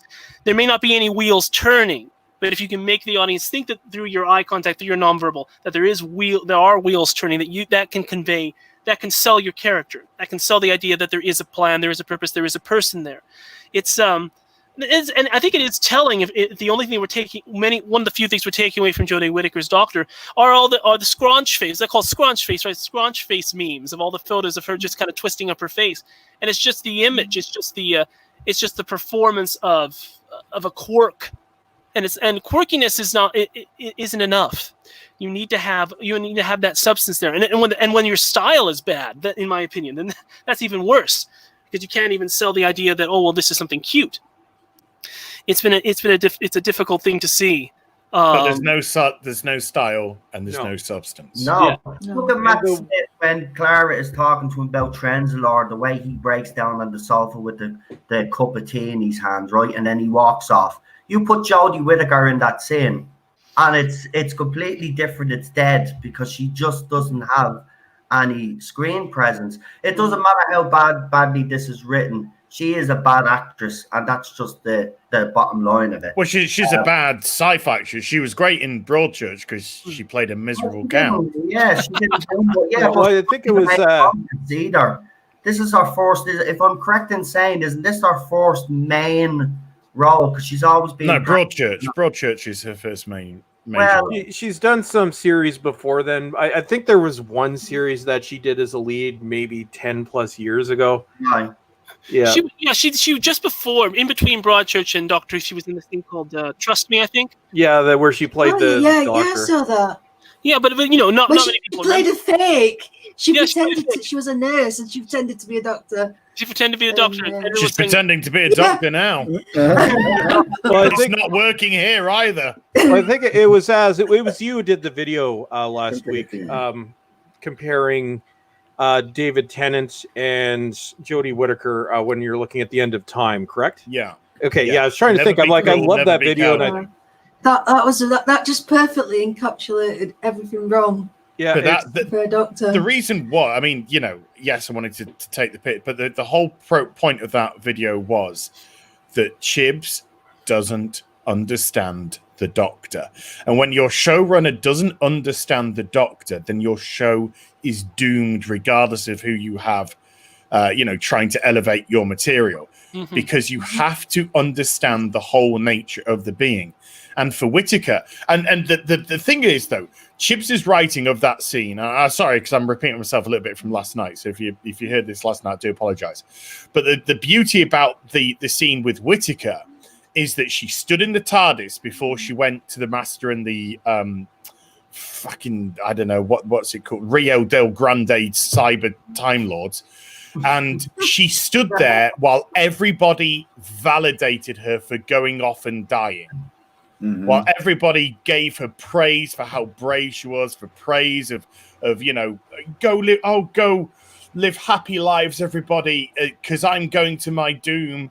I'm going to save you all, and everyone giving her pats on the back, and then she goes and she can't pull the trigger. Now, if she couldn't pull the trigger because she really couldn't kill people, that's something different. Because that's saying my morality, even though you're evil, I can't bring myself to kill you. But the fact that she passed the trigger to the other guy so he could kill them and kill himself showed that she was a coward, an absolute coward, because all it said is, I couldn't bring myself to kill myself, to sacrifice myself to take you all out, but I'll happily let somebody else do it for me. This isn't the Doctor. This is a fucking joke. This is a coward. Get rid of Chibbs. Get rid of Whittaker. BBC, wake the hell up, otherwise your franchise is dead next season, full stop. Yep. Yeah, and just look at the origins video on the BBC YouTube page. I think Noel just put it in the chat right now. It's sitting at 3.9 down votes and 1.2 thousand up votes. That tells you everything right there. Mm-hmm. Well, it's been like that since the beginning, since the what do you call it? Since Jodie Whittaker's casting reveal. What was the up and down ratio? I think the up ratio was the majority, but it was only about 55%. The down ratio was 45%. Interesting enough, it's a neat little. This might mean nothing, but I did the math too a little bit with the ratings, and no matter how you spin it, it's ultimately a 60% drop from The Woman Who Fell to Earth to The Timeless Children, whether or not it's overnights or consolidated. Even their extended barb, whatever you call it, 60%. Well, the funny thing about The Timeless Children is people are arguing, well, yeah, but that rating doesn't include the +4. Even if you include the +4, it's still the lowest rated episode of New Who. Mm-hmm. Somebody mentioned the Ninth Doctor. I want to quickly bring that in if I can, because when the Ninth Doctor was going to pull the plunger and kill all the Daleks and the ships and everything, and then he said, "Are you whatever it was, all coward?" And he says, "Coward every day," but it was coward not because he knew he could. He thought, "I can save them. I can save Rose. I can save these people. If I kill all of these people and kill Rose, that's the cowardly thing." Because I'm going to be sacrificing a companion. I'm going to be sacrificing somebody who doesn't deserve to die so I can finish my personal war, my personal vendetta. Mm-hmm. So it's just like, no, I'll be the coward and not kill you all. But I'm coming for you and I'm coming to save you, Rose. And that was the beauty of that scene. Yeah. Well, and they tried to mimic that and they failed fucking miserably. Yes. Or even if you look at the case of Androzani, the Fifth Doctor gave his life to save Perry. And he didn't even know if he was going to regenerate at the time. So he, from his mind, he could very well have killed himself. And I think it's fitting and really sad that one of the last lines said by the real Doctor was, "Never be cowardly." Never be cruel, never be cowardly. Yeah. And never repairs. Never repairs. It is a sad thing to see. It's a sad thing to see. I'm reminded of the line from The Dark Knight. You either die a hero or live to see long enough to see yourself become the villain. It's sad to see franchises like this. Certainly to see Doctor Who go from being someone who never probably considered a character who never considered himself a hero, but now probably does in Jodie Whittaker. But it's sad to see the character that was a hero become, to a certain extent, you can make the easy argument, a villain, or at the least they are a villain. Yeah, it's a villain. They exhibit villainous traits and villainous characteristics. This isn't a hero. This is now a villain. This is a self-absorbed, narcissistical, psychotic sociopath running the TARDIS. Yeah, and there have been Dark Doctors before. Sure. Doctor number 4, probably one of the least you would ever want to mess with, Tom Baker. Mm-hmm. David Tennant had a mean streak. The 7th Doctor, Sylvester McCoy. Sorry, dude. I'm trying to say this. But the beauty about David Tennant is David Tennant's Doctor did it to himself. Yep. He essentially destroyed himself with his arrogance. Yeah. And he knew that. He was great. He was loving it. I'm in a young body. I'm handsome. I've got a great young companion. She loves me. I'm traveling all around the universe. I'm saving people and doing this. And then he built an ego. Yeah. And it consumed him. And so the 10th Doctor became a very tragic character because it's canonized that he's probably the shortest lived Doctor of everyone, And fewer generations. Yeah, and the fact that he thought he could do so much and he let it get to him, and ultimately it took the whole Wilf thing for him to realize who he truly was. Yeah, and it was and so that was brilliant. So the 10th Doctor actually died tragically because he did it to himself. And it's similar to what they also tried doing with the 6th Doctor, which was the arc that was never carried out, and they did it, I think, very badly with Peter Capaldi. But Colin Baker, the reason why he was so abrasive and the way he was, especially during his first season, is Colin Baker had wanted to play the Doctor. He wanted to break Tom Baker's record, so he wanted to play the Doctor for at least 8 seasons. So the idea was, this was a Doctor that was greatly flawed in the beginning, and then we see him mellow over time. But even that Doctor, from the beginning, still had compassion. Yes, he strangled Perry, but we were also talking about post-regenerative psychosis. Yes. But and I think what RTD did with David Tennant was brilliant, because I think David Tennant, there's arguments to be made, and everybody's got their preference, but there are valid arguments to be made that he may have been the best actor to play the Doctor, because there was that dark side, but then he was also probably one of the most cheerful and friendly of the Doctors. And it was 3 seasons and a couple movies of really watching him fight between his dark side and then the suave young Doctor that he was. But we're introduced to his dark side right at the beginning. It's like no second chances. So he's not saying no chances. I will give you 1 chance. That's it.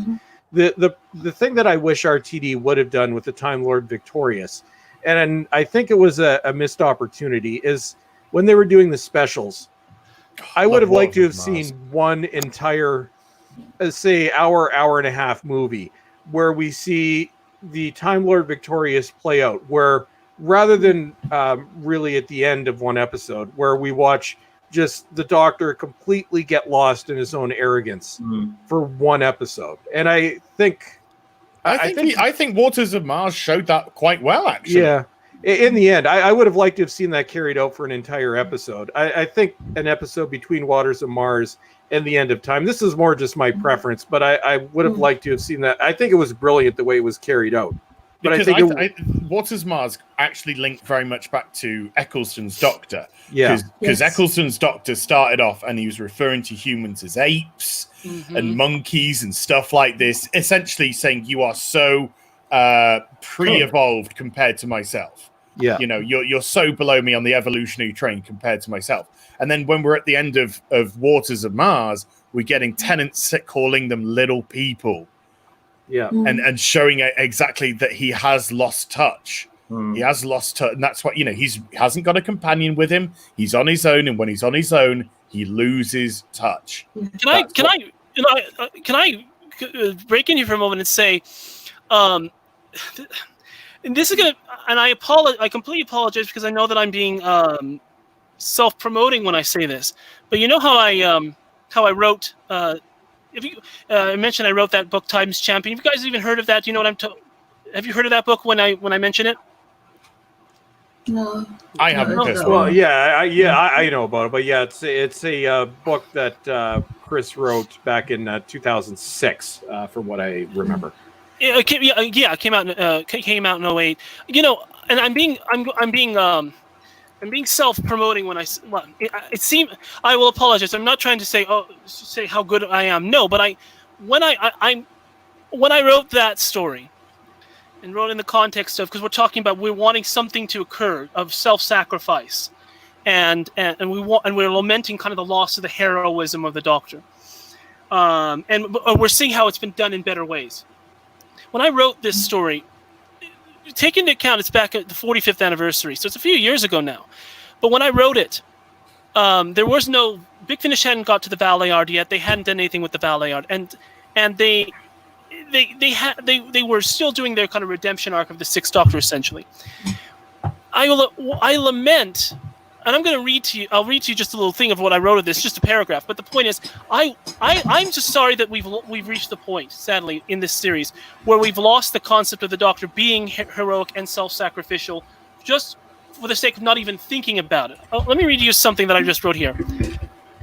That when there's this brief scene where the Valeyard confronts the Doctor and the Sixth Doctor and the Valeyard have their rematch and they're confronting each other, and you think about how someone could change, and how heroic it was. And I wrote the story with the context of wanting the Sixth Doctor, Colin Baker's Doctor, to be as heroic as he could be, because a lot of people I felt had maligned his Doctor too much by saying he was not a heroic Doctor, and I wanted to say this, and I'll just.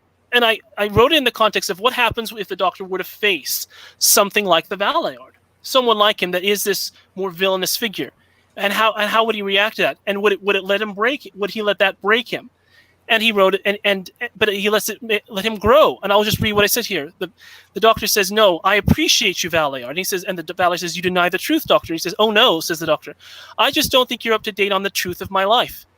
The fact is," says the Sixth Doctor, "I was afraid, disappointed, ashamed over the possibility that there was enough evil seeded throughout my lives to give rise to something as abhorrent as you. But then I remembered who I was.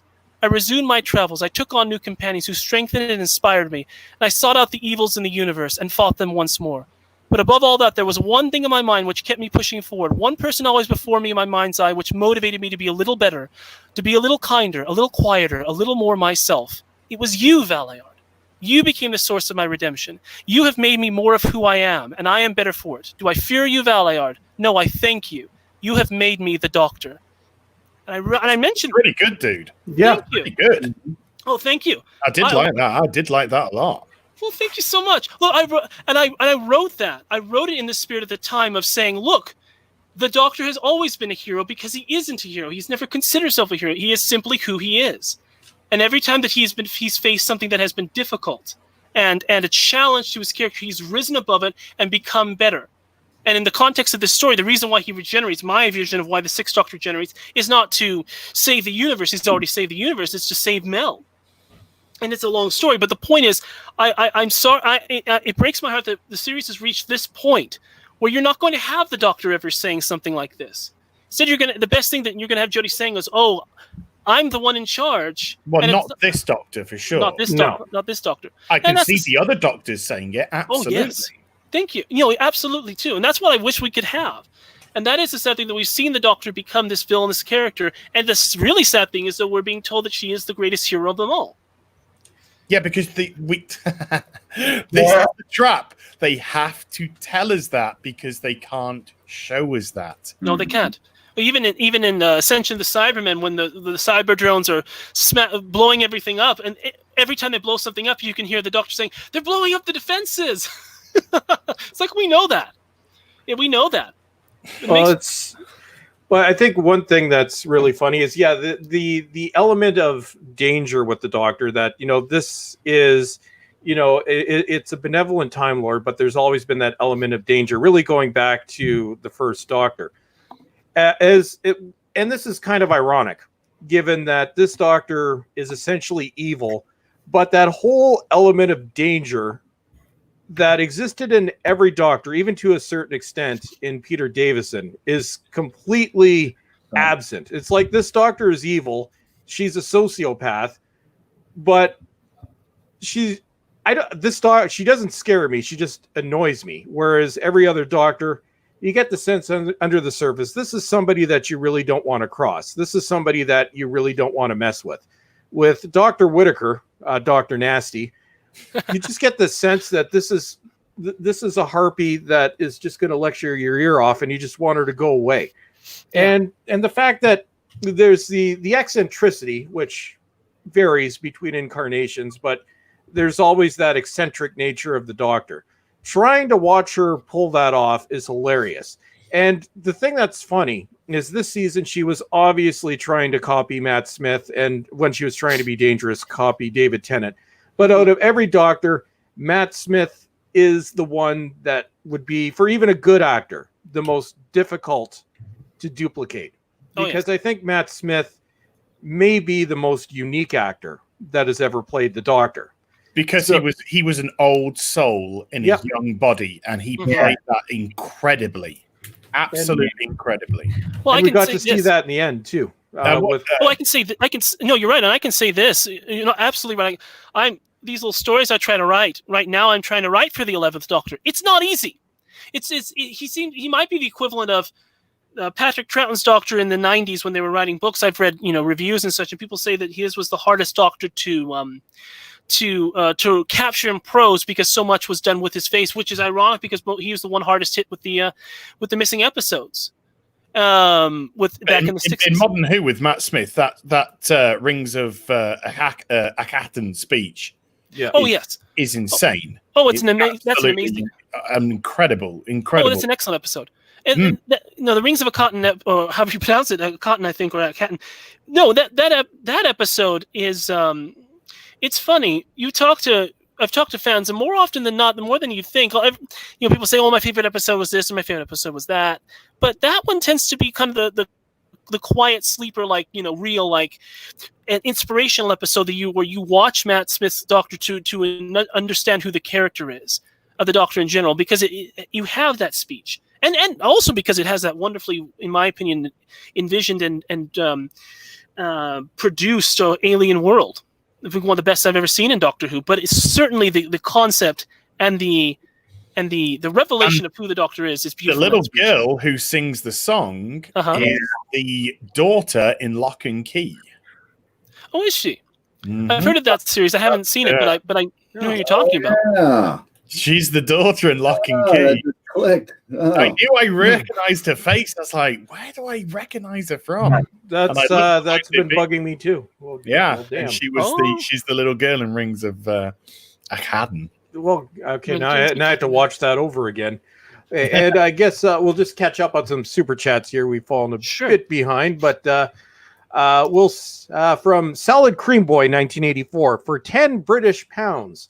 Thank God at least Moffat gave us a homage to William Hartnell's memory in an adventure in space and time, as opposed to the blasphemy we recently witnessed. Yeah, and Mark Gatiss, as much as I attacked him for some of his writing and some stupid things he said, he gave us something special with that movie. Yeah, well, if I can comment on that a little bit, it's you have almost a tale of two origins there, in the sense of but Adventure Space and Time was wonderful and really gave us a sense of the man.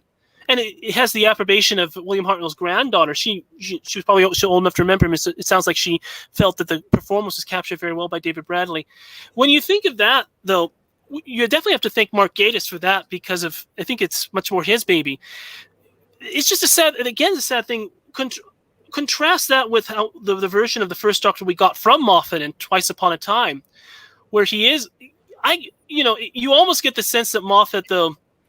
I want to give credit where credit is due. I think that the person we need to think about the good feeling we get about Adventure Space and Time is Mark Gatiss, because Moffat's version of the first Doctor, I think, this is taking all these little bits that were the less palatable for a modern age and distilling it and presenting in such a way that you have to have Paul Cornell do a retcon of that in the novelization. Why is he acting this way? He never really acted like that. Well, because from Paul Cornell's retcon perspective, and which I will take, it's because he's doing it to make, to ridicule or to rib or irritate the 12th Doctor.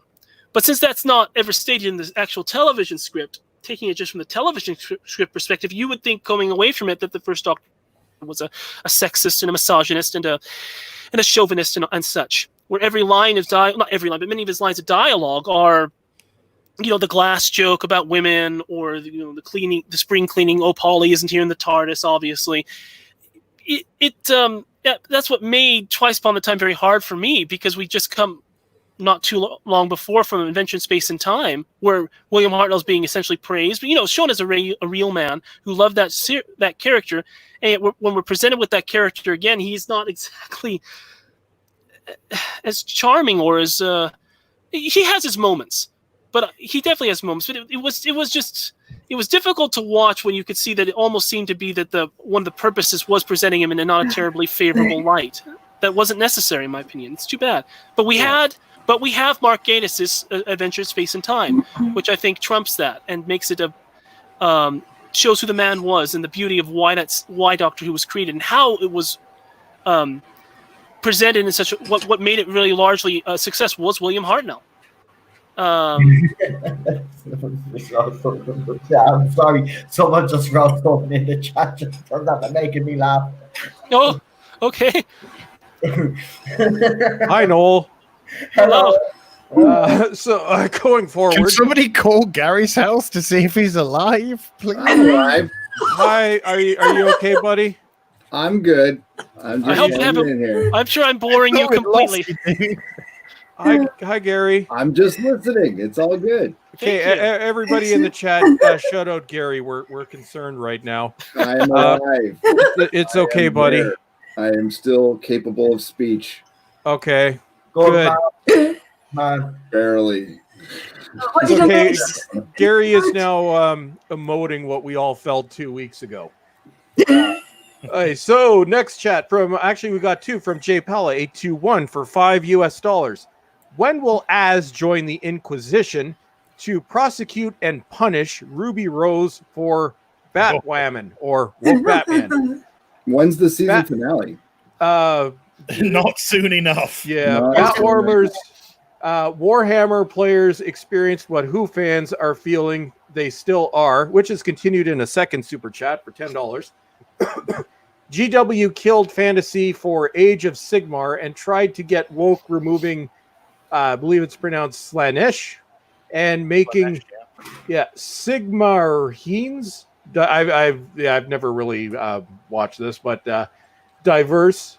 It was so successful, no one played it until they brought back Slaanesh and fixed the rules. So yeah, I think this ties into, well, everything is woke now. It literally infests everything. And as so when are you going to prosecute woke Batman for us? Whenever and whenever. I mean, she's already fucking guilty. Okay, actually, you know what? As since we've been suffering through it simultaneously, you and I are going to do a live stream on woke Batman at some point, because we're two of the only four people that watch it. I need radiotherapy when we're doing it. Then Okay, That's the show I gave up I'm gonna on. get talking about that show is gonna be off the charts. oh yeah, it'll be fun. I haven't seen. watch that show. I haven't seen Batwoman. And I know that you. Don't. It's bad. The response is lucky me. Yes, I was going to say. I'll ask you this.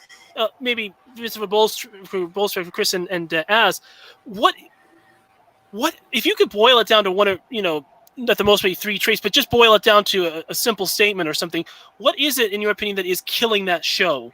Terrible writing. The It's worst written by writing I have. disgusting human beings. Listen, have you Yeah. seen It is the worst written show. It was the alive. trailer to this show? Have you seen the trailer to this show?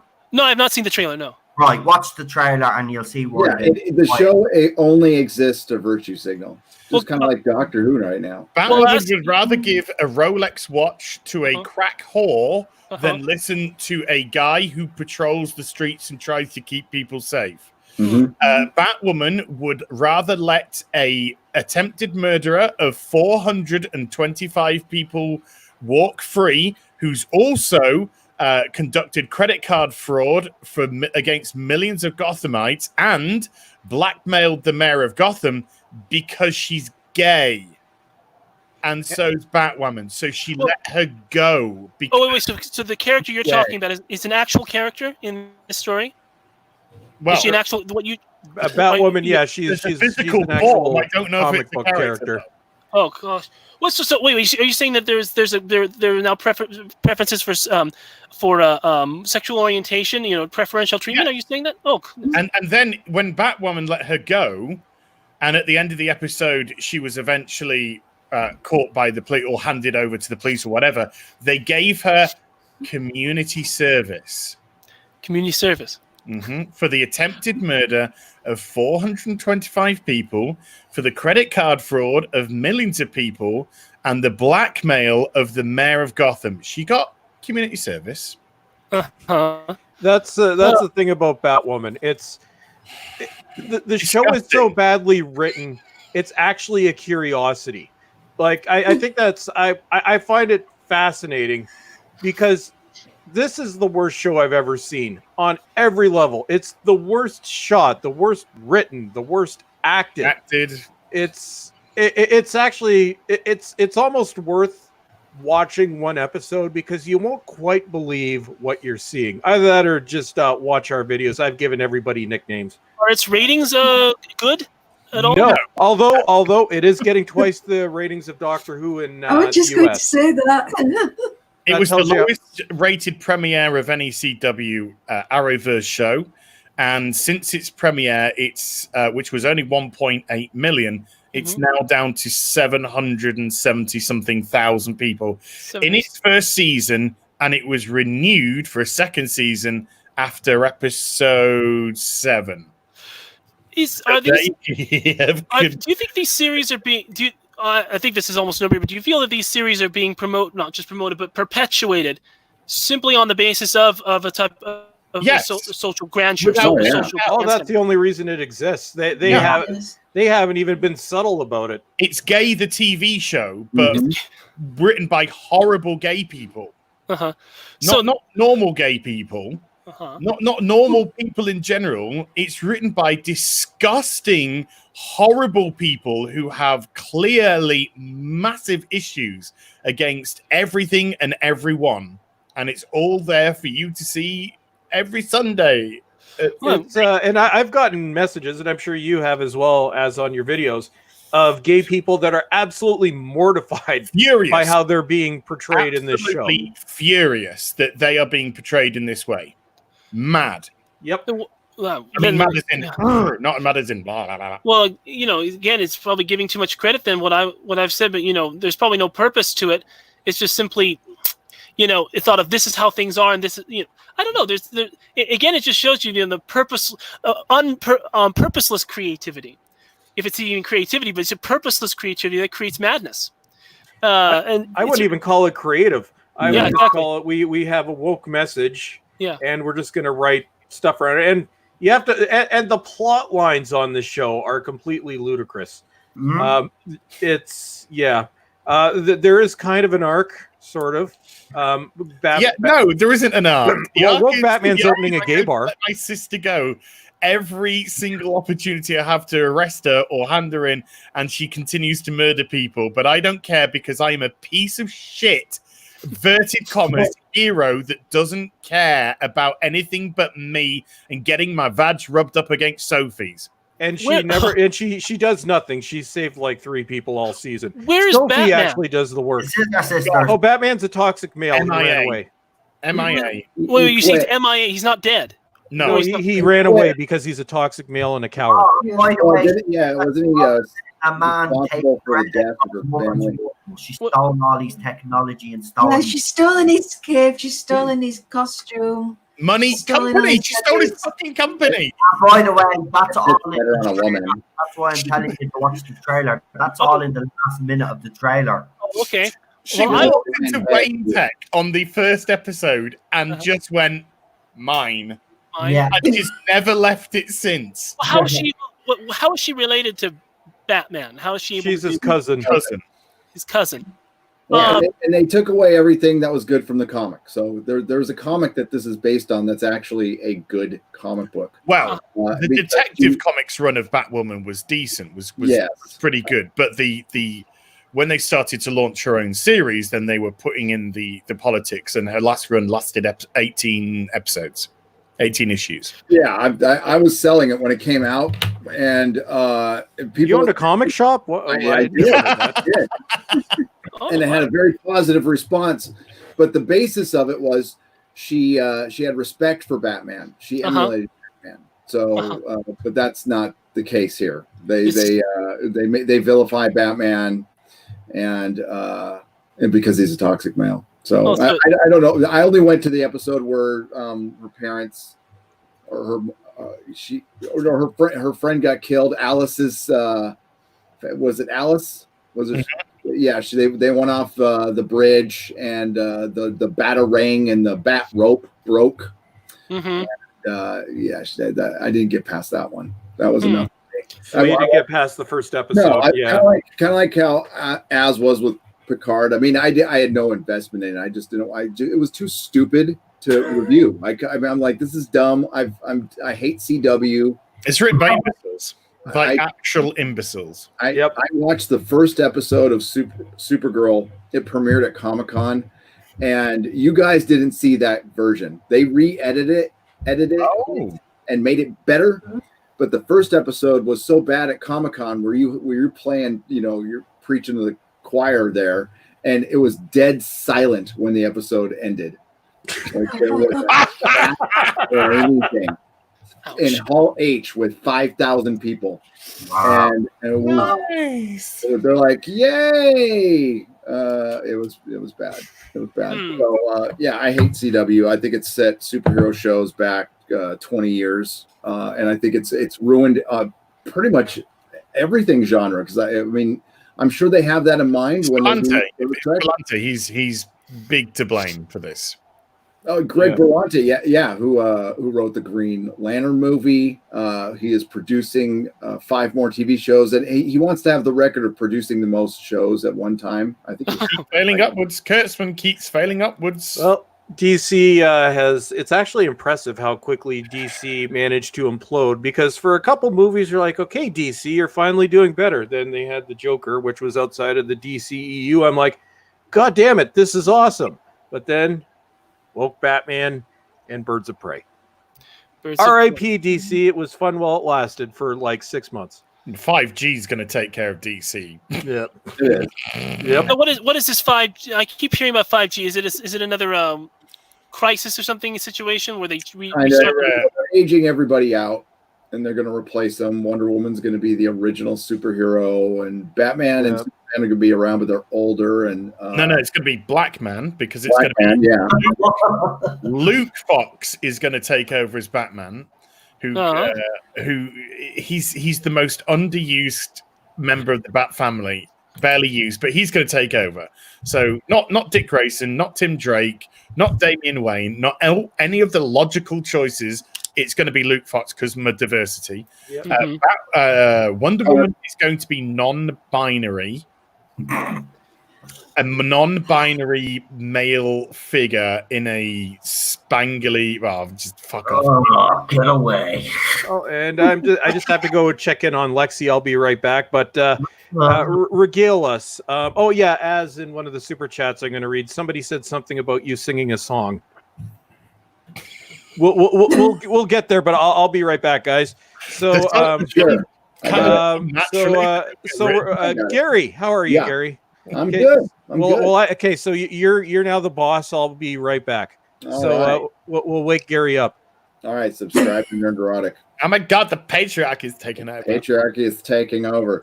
I see a lot of people emailing me. I'm sure you guys do too, trying to work this out in their heads, trying to make sense of this, trying to rationalize, trying to say, oh, they'll redo it. I have a guy, I told the story last night. Sorry if it's repeated. Somebody who used to work at Big Finish emailed me this big, long, like really nice email, nice guy, telling me that because they introduced the alternate Earth thing in Spyfall Part 1, that this is just going to be an alternate dimension timey-wimey story. Yes, I'm here to tell you no. They will not undo the little black baby girl being the first Doctor. No, and more than that, it would be really nice to think that they were doing a story about alternate realities, but when they in Spyfall Part 2, they make it clear that those are not alternate reality Earths. Those are simply different times, different time periods of the same reality. They outright said that. They did. So but you can take that as like maybe she misinterpreted that. Well, that's what he sure. said in the email. Sure. I'm going off his I don't know. I think when Chris Chibnall puts in a plot thread, it's just there to fill time. It's not anything he's going to revisit. Just like Kurtzman. I mean, they're absolutely the same person.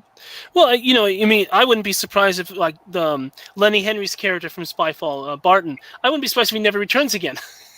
Nobody knows where he is. Where did he go? He just walked out. He walked out. Well, same thing with Thompson. Same thing with Chris Noth's character in Arachnids in the UK, or Art Malik's character from the Ghost Monument. A lot of these characters, they just show up and then they disappear, and it's like, well, the Doctor will go after them. No, she won't. She won't do anything about it because the story is done. And The actor was only contracted probably for one episode. I live in Sheffield, and to this day, there's still giant spiders walking around because that plot thread was never answered. You know, they sort of come out, in the hotel. You know, they killed. Didn't Screen Rant do a whole article on all the plot holes left by Chris Chibnall? Didn't Screen Rant do an article? I think they did an article about all the plot holes left by Chris Chibnall's story arc. After oh my god! Use that picture for my thumbnail. Oh gosh, that's beautiful. Well done. I wondered why you disappeared as. Well done. That's a beautiful. That's all.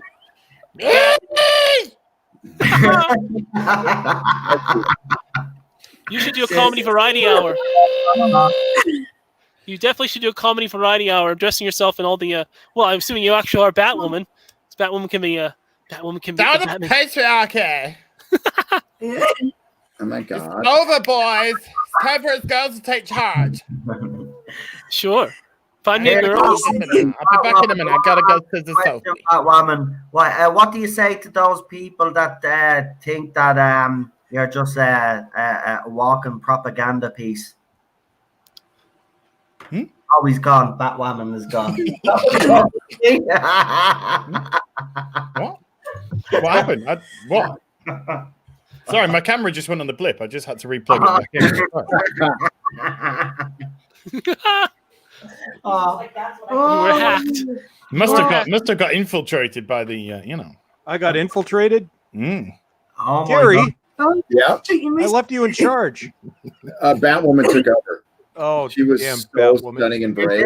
Yeah. Stunning and brave. I had to step aside. I had to step aside because I am a toxic white male. Okay, so everybody. Okay, so 5 of us. We have to take a moment to check our privilege. Point of personal privilege.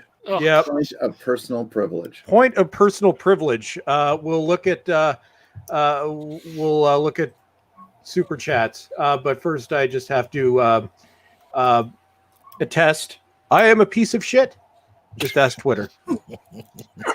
Well, we knew that. Yeah. Okay. So where were we? So Dantonian for 2 British pounds. As nailing it absolutely perfectly. Much respect. Yes, much respect, my friend. Yes. And I think, as you, for a lot of us, you came out of nowhere. It was when you did that first video on breaking down the ratings where I must have had 25 people send that to me on Twitter. I'm like, you got to check out this video. I'm like, where have you been? Well, I mean, my channel's been going for nearly 8 years, but like for about 6 of them, I was just waffling about how crap World of Warcraft was. And then I started just to do generic game stuff. And it was only really until like October of last year when I just saw, because I'm a massive Batman fan. If you can see various elements and my comic collection and all over the house, it's great. I've got like tens and tens of tubs full of Batman merch and stuff.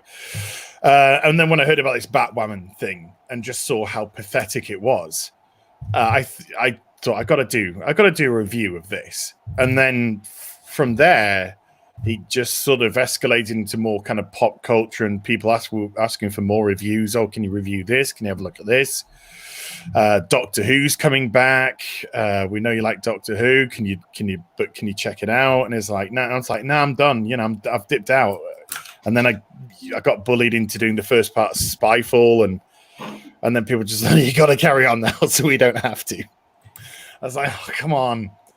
So the kind of like the pop culture side, like the TV side and the more geeky side, I've only really been touching on for about 5 months or so. Yeah, Batwoman was Woke Batman was kind of an interesting phenomenon because I just decided, well, okay, I'm going to review this just because it's ridiculous, and then my first, I think, 5 or 6 videos just absolutely exploded. I'm like, what's getting these views? I'm like, I look at my Batwoman review. I'm like, it's at 200,000 views. Holy crap! So people were fascinated by Woke Batman, and we will be fascinated for many years to come because they won't let this die. So everybody, moment of a point of personal privilege. Respect Woke Batman. Respect the wham. Oh wait, no, she's not a wham, she's she's the hero we need. Yeah. Oh, we do need, because we've been some evil patriarchal bastards. I don't know what we did wrong, but this is the hero we need. We did everything wrong. Everything. All your fault. Hey, from Deruin01 for £5 Hashtag Davros was right. Time Lords should have been defeated. Well, Chibs finally took care of that. As if that hasn't been done before, let's just destroy Gallifrey again, because he can't come up with anything original. So 10 years for nothing, folks.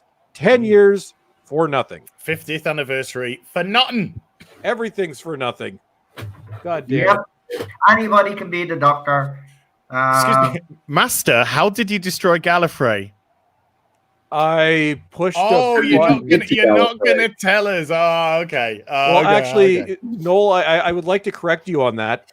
There are 5 of us that can't play the Doctor now. Starry, you're the Doctor. You are the Doctor. Well, you were the third female Doctor played by Starry. I had to let that go, because obviously the numbers are all messed up now, so I don't know what I am. We've dubbed Asian baby, white baby, Asian girl.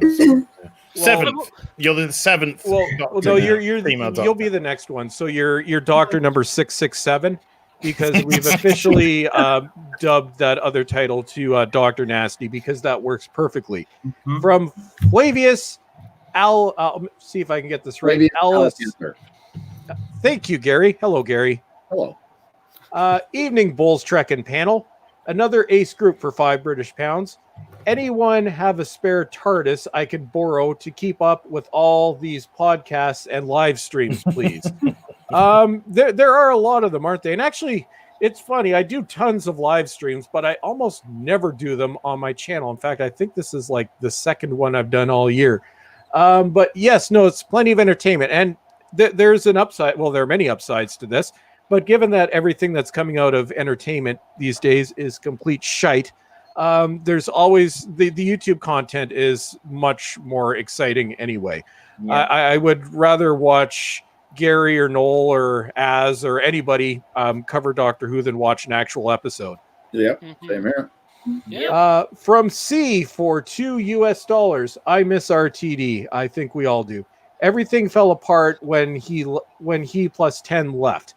That's up for debate, and people will have different views on this. I think Series 5 was a very strong series, probably one of the best since the show came back. But 11th hour is amazing. Oh, it's best first Doctor or best introductory episode anywhere. And that I had been concerned about the casting of Matt Smith. I'm like, God, this is the first time they're casting someone younger than I was at the time to play the Doctor.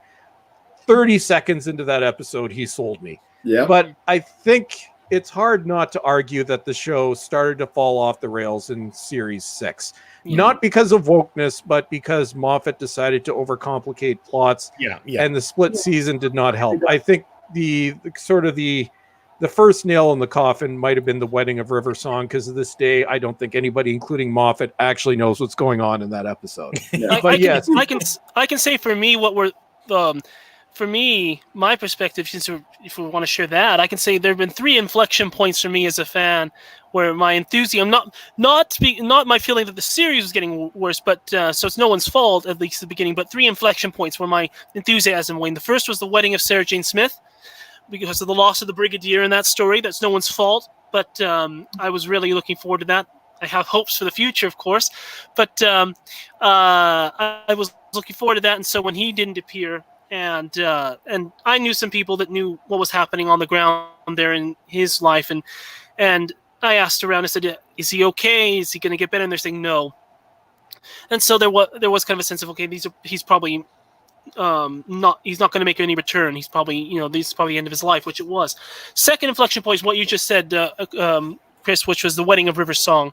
But again, no one's real fault, but because they killed off the Brigadier in character. You can tell I really love the Brigadier, and so there was that sense of, if you lose the Brigadier, you could if the choice is taken away from the fans to believe, whoa, Nicholas Courtney's dead by that point, what do we want to think about the Brigadier? I like to think, well, he's still alive, he could come back in a book or something, or you always bring back when they killed him off in character. That was disappointing for me at the least. Again, another little sense of, well, my options are now limited. The third inflection point was Death in Heaven. Again, Brigadier related, but there's a pattern to that, and it's not just simply, the Brigadier's now a Cyberman, but I thought to myself, if these are the creative choices of the showrunner, and I thought Moffat was still very good, but second half of his era, Capaldi's era, I think that some of his creative choices started to get a little bit skewed. And I thought to myself, that this going forward is a situation where nothing is sacred anymore, but the sense of you might say, okay, we've killed off this character, but here he's back and now he's a Cyberman. And don't we all think that's wonderful? No, most people thought it was horrible. I haven't talked to anybody where they feel, wow, that was a great ending of their character. They feel that was at least disrespectful, and for some people, almost even immoral, quote unquote. And that was probably one of my nails in the coffin. I would say the first two were not so bad, but the third one was definitely bad, Death in Heaven. And I was also reeling from the idea of the Master becoming Missy, because and more people will admit that. Well, more people will, felt that way than they'll admit at the time that I was talking to. A sense of, why has this character changed? Why have they Missy changed? Missy was magnificent. Yeah, Michelle Gomez. As soon as she was revealed as the Master, you were just like, yeah, you are.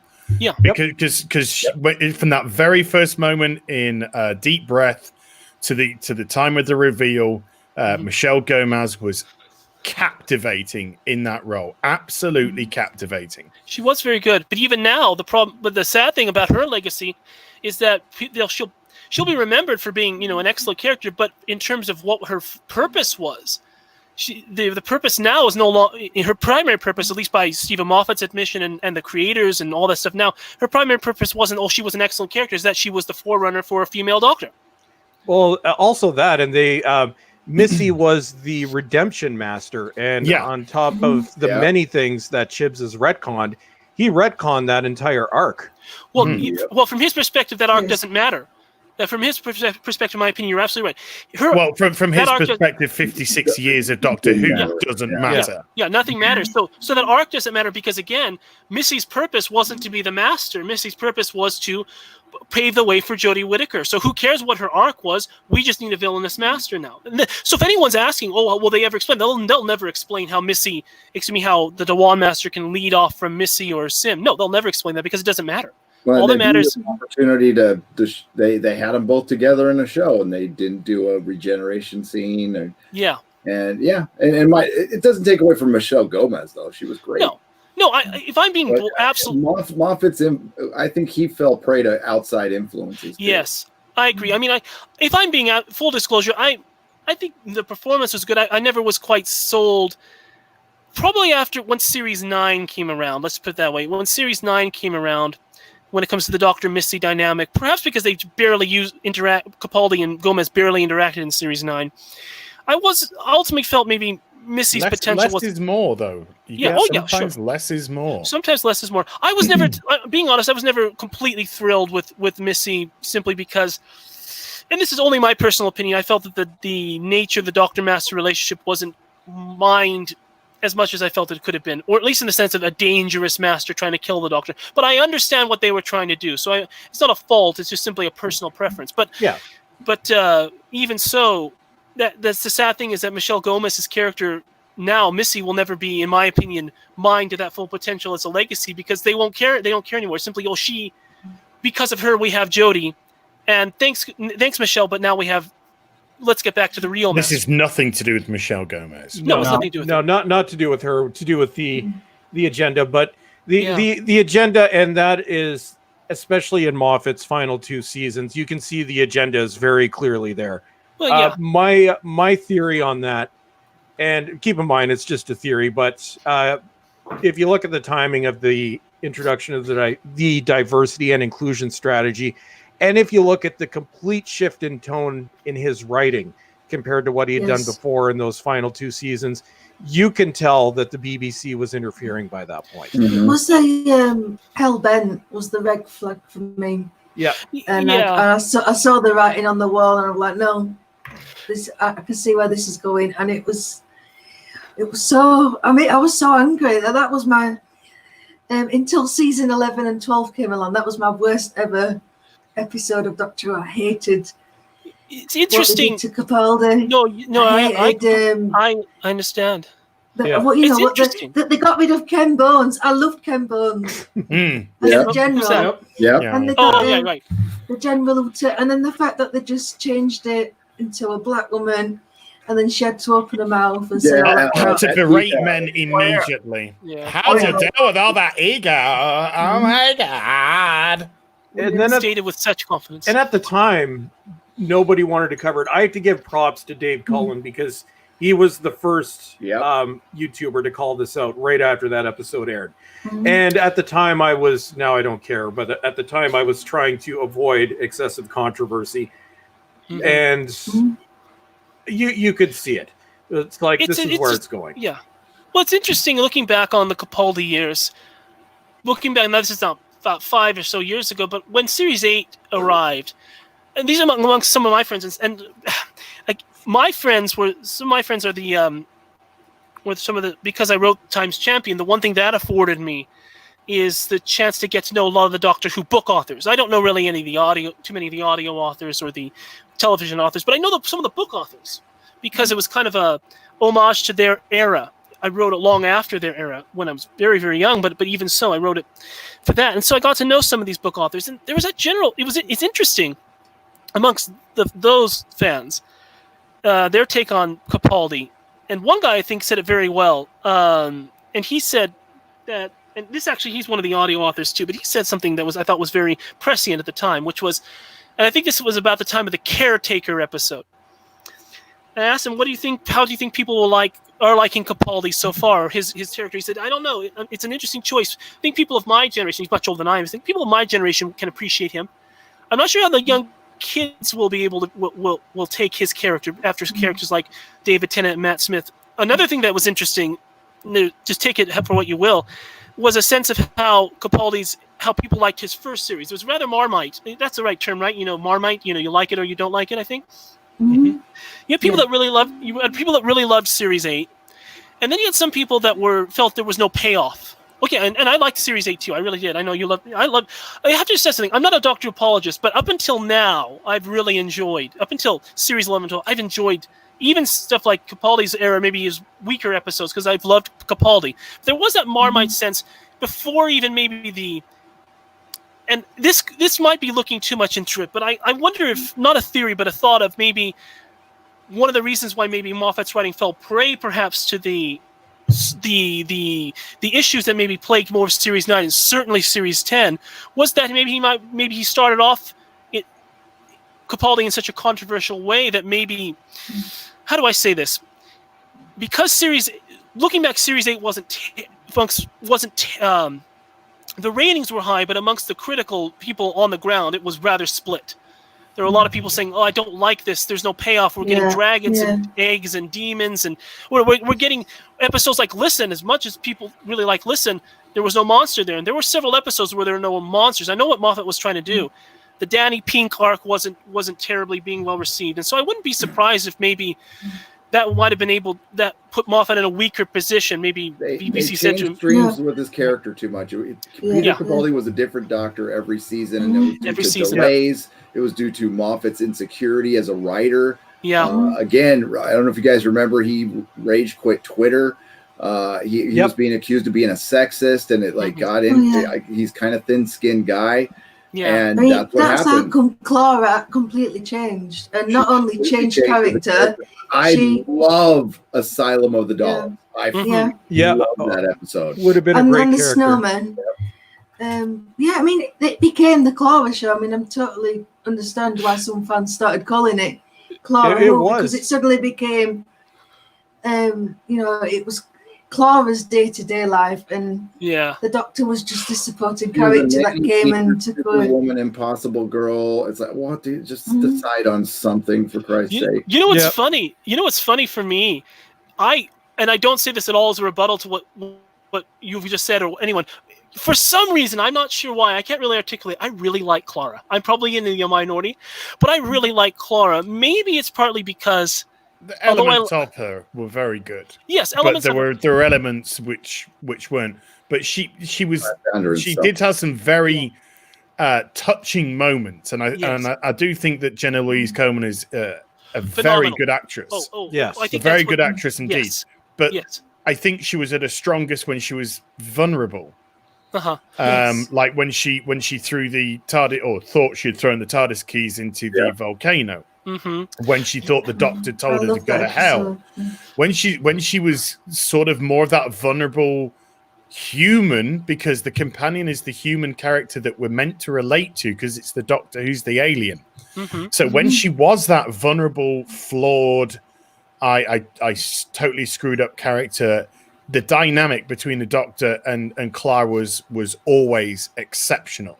I Like love when that scene. when Matt Smith is haranguing her when the TARDIS is exploding, about who are you, because he knows her as the impossible girl. He knows her throughout time, and she doesn't know, and he's getting really agitated, and she's breaking down. And then he grabs her and he hugs, and she's like, "Oh, the hug's good. I like the hug." And it's those human elements of Clara that were so well told. It was they tried to elevate her into Dr. Clara. You cannot portray women like that anymore, because that's patriarchal. Well, I think my favorite. We're flawed species and flawed characters and flawed people. No, you're right. I think my favorite moment in terms of the vulnerability of Clara is actually the scene, even though it's a rather you want to call it problematic, because a man can't say this to a woman. When she says, "If you keep acting this way, I'll slap you so hard you'll regenerate." I hated that. Yeah, I absolutely understand hated that. Red flags everywhere with that scene. Red flags everywhere. I think what saved that moment. What saved that moment for me though is just the sheer acting ability of Jenna Coleman. The sheer. Oh yeah, she was absolutely good. Yes, but the thing is, I mean, it got me so angry, because if that had been reversed, there was no way that would have been allowed. No, it and wouldn't that have was been a allowed. step too far. No. And then it would have been was interrelationship. What they call it now? Interrelationship. Abuse or something. Well, it's my problem. It's the same problem that I have with River Song. I like River Song in Series 4. I can't stand her by Series 9, because she's getting away. Most of her dialogue by that point is essentially just a back slap, front slap, whatever slap, punch, gut. Yep. Kick everything to the Doctor. You're thinking. You don't. You're a man. I thought to myself, you know what? You've got a problem. I think Alex Kingston is a very, very, very powerful and dominant actress. When you have an actress like Alex Kingston and you're giving her material like that, you really need to have. The only way you can save stories like that is if you write your male character, your lead character, your foil character overpowered, because she will chew the scenery up. And I'm not saying this in a bad way. What I'm saying is she's such a dominant actress. You have to pair her up with someone very strong. Capaldi could do it, but they were writing Capaldi at that point like he was just. What almost saves it for me is that he's kind of. I think he can see the joke. But that's why I'm glad River Song was gone. But I hated one thing. I liked Series 10. One thing I absolutely loathed about Series 10 was when they revealed that the whole reason why the Doctor apparently is keeping Missy locked up is because River Song is demanding from the grave that he does it to remind him of his morality. I thought to myself, Moffat, can you please trust your audience to believe that after 55 years we already believe that the Doctor is a good man? Will you stop pretending that you're the man, that you're the arbiter of? I'm going to go this far and say, will you stop pretending that you know what the dynamic of a marriage is? Every marriage is different. We don't have to believe that this marriage, this controlling from the female side to make the man pay for something, is the gold standard of what a marriage should be. I still to this day do not believe that the Doctor and River Song were married. So I wouldn't, because what's the wonderful Winston Churchill line where someone told him during the height of World War II, "If you were my husband, I'd poison your tea," and his response is, "If you were my wife, I'd drink it." Well, that's my feeling, that the Doctor should be Winston Churchill, and if I were to write fan fiction about this and retcon it, well, hey, look, you know how I said before that if there's something in Doctor Who I don't like, I retcon it. I had the idea that River Song I've already retconned and fleshed it out pretty well how to retcon River Song so that she's not so you can't escape her idea, but that she's not so important anymore. Because my problem was it got to the point where she's not important anymore. No. Nothing's important anymore. She's not important. Yeah. Well, she was important because she gave her remaining I'd actually read her character makes no sense now because of the retcon. Oh yeah, nothing. There are holes now. I mentioned what I said about being a computer program scientist myself. least hopefully. Well, it's because I just graduated. Like I said, if Doctor Who were a computer program on a native, if it were a computer program, it would have its own BBC style, be its own operating system. Now they've taken it and imported it into another operating system. Well, now it's at the point where there are so many. If it's a program, it's breaking down consistently now, because you can look back on just about anything and think this was so important, it fits so well. Now it doesn't. There are so many holes and thematic holes and historical holes, and that you would almost have to, like we talked about, a soft reboot, or now it would have to be a hard reboot now. BBC to see is an unknown territory right now. Okay, Yeah. They're experiencing massive failure with their show. There's a cascade effect going on within fandom, and when fandom is a very fickle thing. And I'm sorry if I bring this up a lot, but I've seen this in smaller doses in other things with comic titles. Once you turn off a fandom on a title, they do not return. You can relaunch it all you want, and it ends up getting canceled over and over again. Marvel's experiencing this with Captain Marvel. People don't like Captain Marvel. Nope. And they never will. But Disney wants to force it on you. So that's where BBC's at. They're going to try to force this on the fandom, and it's just going to get smaller and smaller. And we're going to try to tell them. We've been trying to tell them for years, some of us longer, and they don't listen because they want to choose to listen to bad logic. And you can't choose your fandom. You can't. Your fandom chooses you, and they have walked away for the last time. I mean, I don't know how many times I got to say this. There's no fixing this. We have to come to terms. It's dead.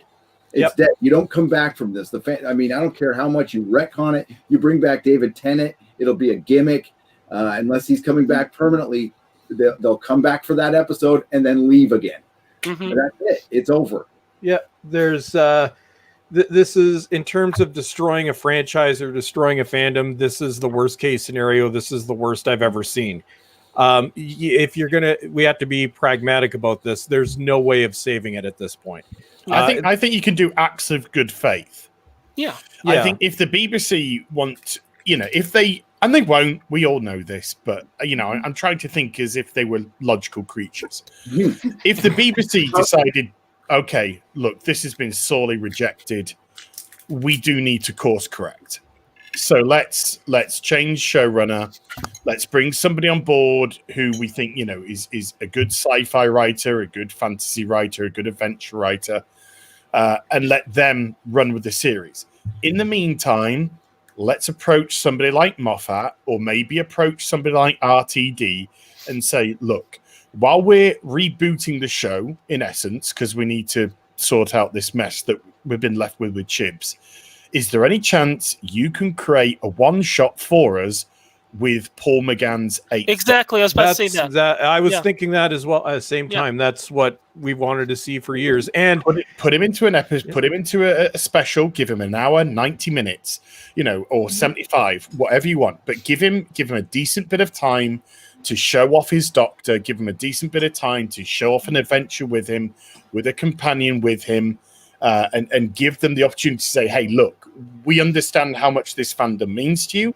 We understand how much Doctor Who means to you. Paul McGann has had a bit of the short stick. Let's give him an opportunity to shine. And he would shine. I brought that up in a video. Why not? Okay, you can do a new Doctor Who series every 2 years. You could buy yourself time, and then in that year off, do what you just said. Do a little mini series of past Doctors, or it would be so easy. You could do or companion related stuff, and little 4 or 5 episodes, and all you would do is make money. Especially if you brought back Paul McGann. Oh, if they brought back Paul McGann, I think that you would have ratings that would break what even, as loath as I am to say it, The Woman Who Fell to Earth, you'd have 11. I'd have 11 total millions. Oh yeah, I think it'd be the biggest watched Who episode of New Who to date. Yeah, it would be. And it bridges the gap between old Who and new Who as well. Oh yeah, and he is one of the amongst some corners of fandom, one of the best Doctors.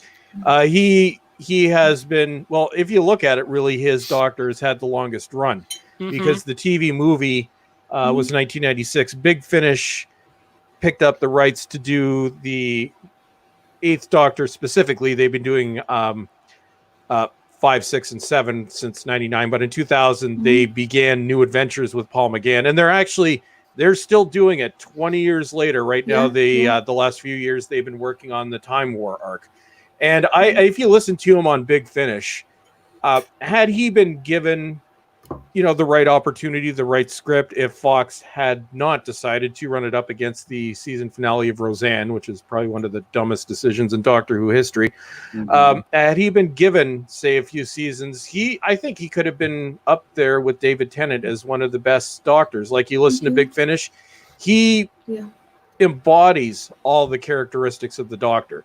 Can I tell you something that was funny? When the film came out, some years later, but just shortly before the new series came along, I remember showing several people, trying to get them interested in Doctor Who, and I showed them all the faces of the Doctors and all that, whatever. Every time I showed them Paul McGann's face and the costume he was wearing, they said, "Oh," they hadn't even watched the episode. They'd all say, "Oh yeah, that one. I'll watch that one." Yep. And Paul McGann, he's got sex appeal. I mean, yes. He's a handsome man. He had a great costume, great hair. Best interior for the TARDIS. Yep. Beautiful. Oh, I love that TARDIS. And guys, Call the Midwife. You know why it does so well? Because his brother's in it as a really hunky doctor. Stephen McGann's in it. That's why it gets ratings. The McGann brothers used to be really big here. The McGann brothers. Good. They were on TV, all over TV in the like 80s, end of the 80s, early 90s, everywhere. So they're they're very popular here in the UK. Very well received as well. Very well liked. Yeah. Well, you even think of I would give my teeth to and I was about to say my right arm, but I'm left-handed, so I'd give my right arm because I don't want to stop writing. I'd give my white privilege. Your right privilege. Me too. I'd shave my head. I don't know, but I would love to see some, because I've been able to find them, some of the the BBC novels with the Eighth Doctor adventures. Some of that stuff, like what do you call it? Vampire Science, the Body Snatchers, where he faces the Zygons. Oh my! You couldn't do it now, probably too much, because it has Lightfoot. George Lightfoot. Sadly, Trevor Baxter's passed away, but. Some of those Eighth Doctor novels, there is a massive wealth of stuff that you could do, and I wish Big Finish would do, because they've done some of the novels, from the Seventh Doctor. I wish they would do some of the Eighth Doctor novels. I'm sure they tried, maybe they can't, but I would love it if they could do some. There are so many things to mine from the Paul McGann era, and I think I absolutely agree. I think the only way I think at this point, I mean, there are other Doctors, but being very honest, Tom Baker's 86 now. He would never be able to play it again. So there are logistics reasons. Peter Davison perhaps could still pull it off. No, he's in his late 60s, but he doesn't look like it. He looks like he's in his maybe late 50s. Peter Davison, Sylvester McCoy could pull it off. To be honest, the guy hasn't aged. He was just a couple of years older than I am now when he started playing the Doctor. Yes. Now he's in his 70s. He looks and sounds exactly the same. He could pull it off, but no matter what, I think that the one that would do it is Paul McGann. There is the way to do it. The sad thing is this: I think the BBC now would collectively die first before they would. Well, they won't do it because they won't do it. One thing, because it's what we want, and they can't do that. And two, it would wipe the floor with current Who, and it would show up everything. And they just can't do it. So they can't do it. It will never happen. They will never. They won't do it. The hardest thing. Sorry, go on. Maybe in the 60th special we might get an appearance, but they will absolutely not do it. Well, they'll bring back the. I'm sure that if the series hypothetically makes it the 60th, I can guarantee you they'll bring back some of the Doctors, and maybe they'll bring back Paul McGann. But I can also guarantee you this: they'll bring back Joe Martin, and Joe Martin will be she and Jodie will be the focus. The focus. If there's anything likely, it'll probably be the focus of explaining who Joe Martin's Doctor is. Jodie Whittaker's not making it to 60 years. No. Doctor Who.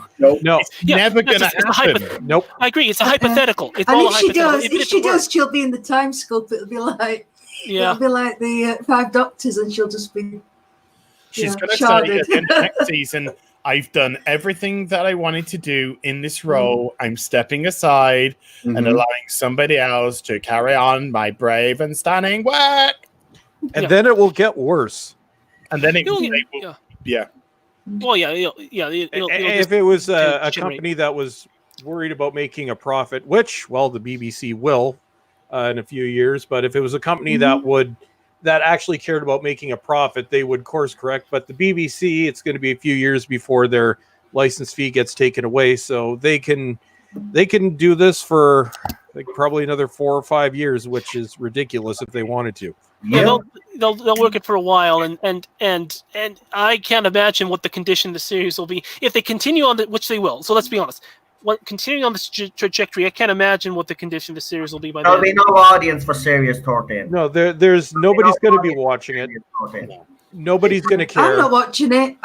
Because I'm YouTubers like us have already said we're not going to review it. See, that was their biggest problem as well. We were actually given, BBC some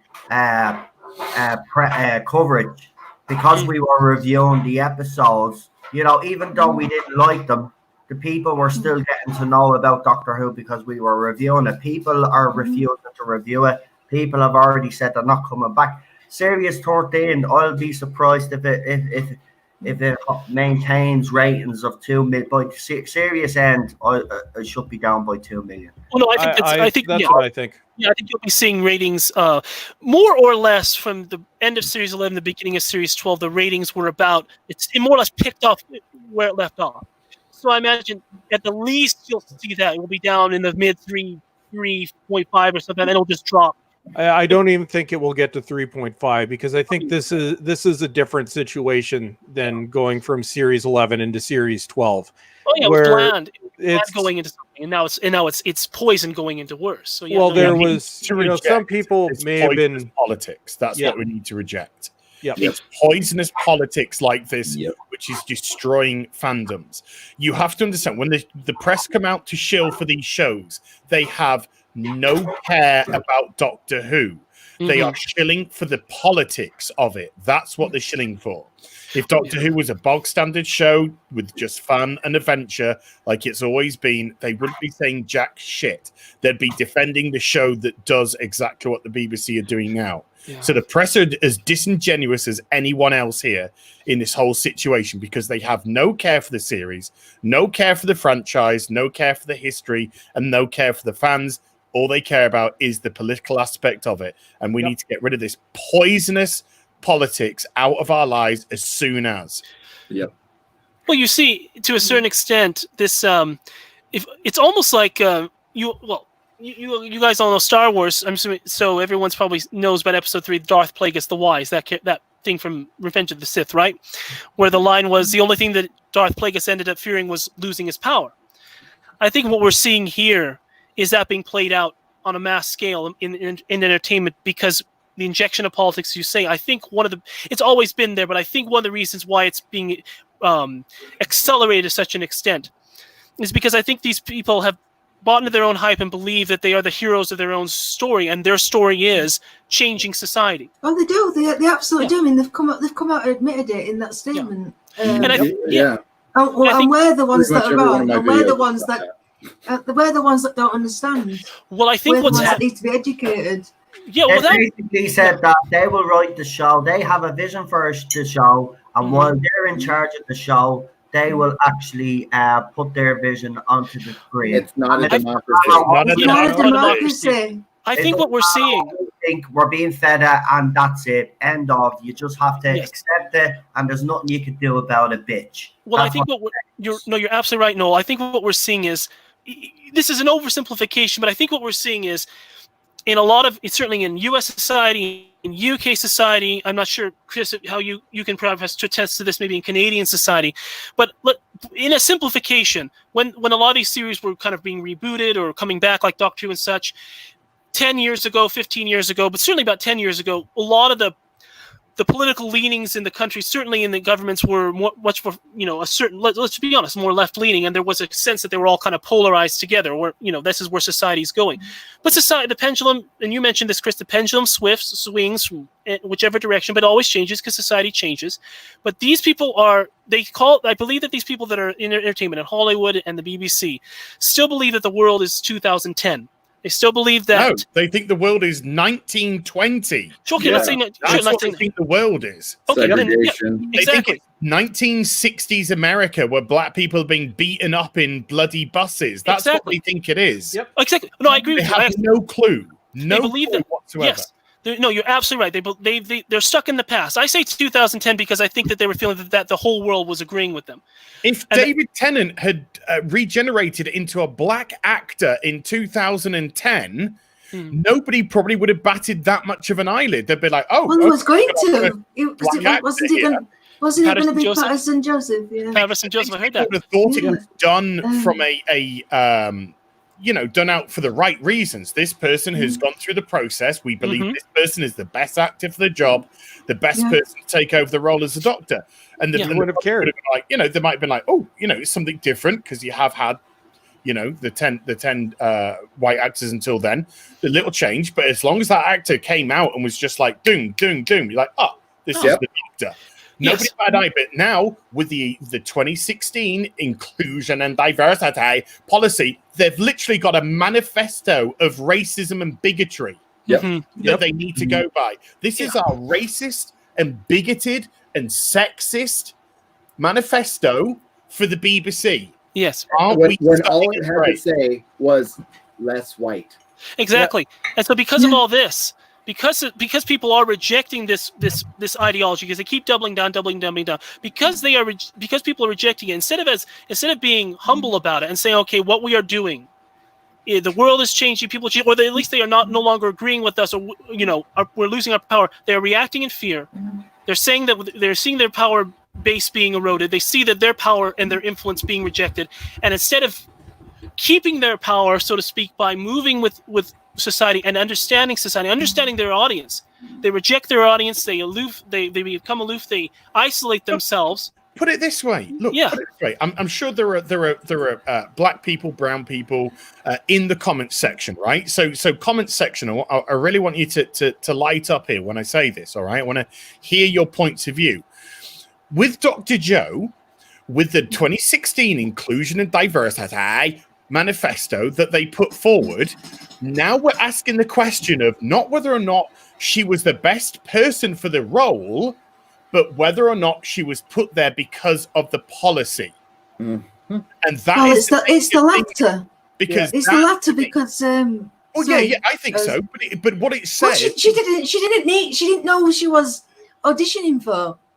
So she wasn't the best person. This puts back black people. This puts back brown people because everyone is now cynically looking at this. So we can't tell if this is a policy move because they have to hit their quota, or whether or not she was the right person for the job. And that is what causes dissent, and that is what causes people to get mad and angry. Whereas if you just treat fucking people like people, then we wouldn't even have to question this stuff because they are so regressive in their mindset. And then they get shocked at blowback. How can they not accept this? So was she the best actress? What was her resume? She did a bit of work on Casualty. Okay, we've had other people come through from Casualty, but was there somebody better that could have elevated? He has injuries. Injuries have doctors. Doctor, there you go. Purse puppy. Boom. Diversity in comics. The comic book critic nailed it with this description. Purse puppies. That's all it is. It's a trophy. She's a trophy doctor. And the BBC can never prove otherwise because they have their racist, bigoted, sexist manifesto from 2016 in place. Yep. That's that's the core of everything. And so what we're going to do, guys, is we've been going on almost 3 hours. I may end up just covering Picard next week, which we're all looking forward. Well, I can summarize this week's Picard. It was nappy time for everybody that watched it. But we'll we'll go on with the super chats and then probably wrap it up shortly, so I don't keep everybody too long. And Gary, how you doing, buddy? I'm doing good. I can hang out for like 10 more minutes. Okay, good. Everybody say thank you to Gary for Thank you. sticking in there after doing Thank his you, marathon last Gary. night. Thanks. Oh, Yeah. Az was Yeah, there thanks, too. Gary. I don't know what it would have been like for you to be up till that time. Yeah. I'm just like I'm a groggy person. It takes me like an hour and a half to get going. It's okay. I hate the mornings too. Stunning and brave, dude. Stunning and brave. I'm brave. Okay, Gary, we give you the Stunning and Brave trophy today. Oh, thank you. Okay, I feel so privileged. you're empowered. Oh, you Okay, are. so You're white. from, You're automatically privileged. From Harry McSherry for £2 hate how Chibs criticized the show back in the 80s. Yes, all respects to Pip and Jane Baker, and I am sorry for anything negative I've ever said about you two. What a prick. Mm-hmm. Yeah, I second that. From Dantanian for £5. This line from Batman Begins says it all. It's not who you are underneath, but what you are. But what do you do that defines you? And Yes. that's the show don't tell. Yeah, show don't tell, and that's what we were talking about earlier. We judge you based on your actions. Now it's you're born special. Yep. That's why it's Now not your you're deeds. special because of your color, which is you're the special very because of your gender, and you're special because of your sexuality. which is actually, and it's the very definition of discrimination. So they're doing what they claim they're not doing. Exactly. Yeah. From Ashley Harmon for $4.99. Hashtag RIP Doctor Who. And yes, that's what we're using on Twitter now. Nobody is using hashtag Doctor Who anymore. It's just hashtag RIP Doctor Who, and it still autofills. So, and it's still going. Nice. However, I've never connected with so many people about a show I loved. Thank you for taking the time. I love supporting the channels. Well, Ashley, thank you very much. And I've said this before. The only good thing that's come out of everything being destroyed is, all the amazing people that I've met on YouTube and social media, including everybody here. So, yeah, that's the only good thing we can say. But yes, RIP Doctor Who. Jason Gallagher for $5. What is CHF? CHF money. In what context? For money. Yeah, CHF. CHF currency. Chilean francs? It is Swiss franc. Okay. Franc. There you go. Okay, so for Swiss francs, we have, since we are trapped indoors, I hope you will do more live streams. They are great. Cheers, mate. Well, thank you very much, my friend. And well, if my job gets canceled next week for a few weeks, which there's a good chance of that happening, yes, I will temporarily go back to doing full-time YouTube. So we'll see. And if that happens, we'll be doing many more live streams. I might try making these Saturday live streams a regular thing again, which I know I tried doing that last year, then they disappeared. But I may try. We'll see how it goes. But I might try bringing these back on Saturdays. From Drake is 6 for $2. Batwoman is dement new Marxist wet dream. Demented new Marxist wet dream.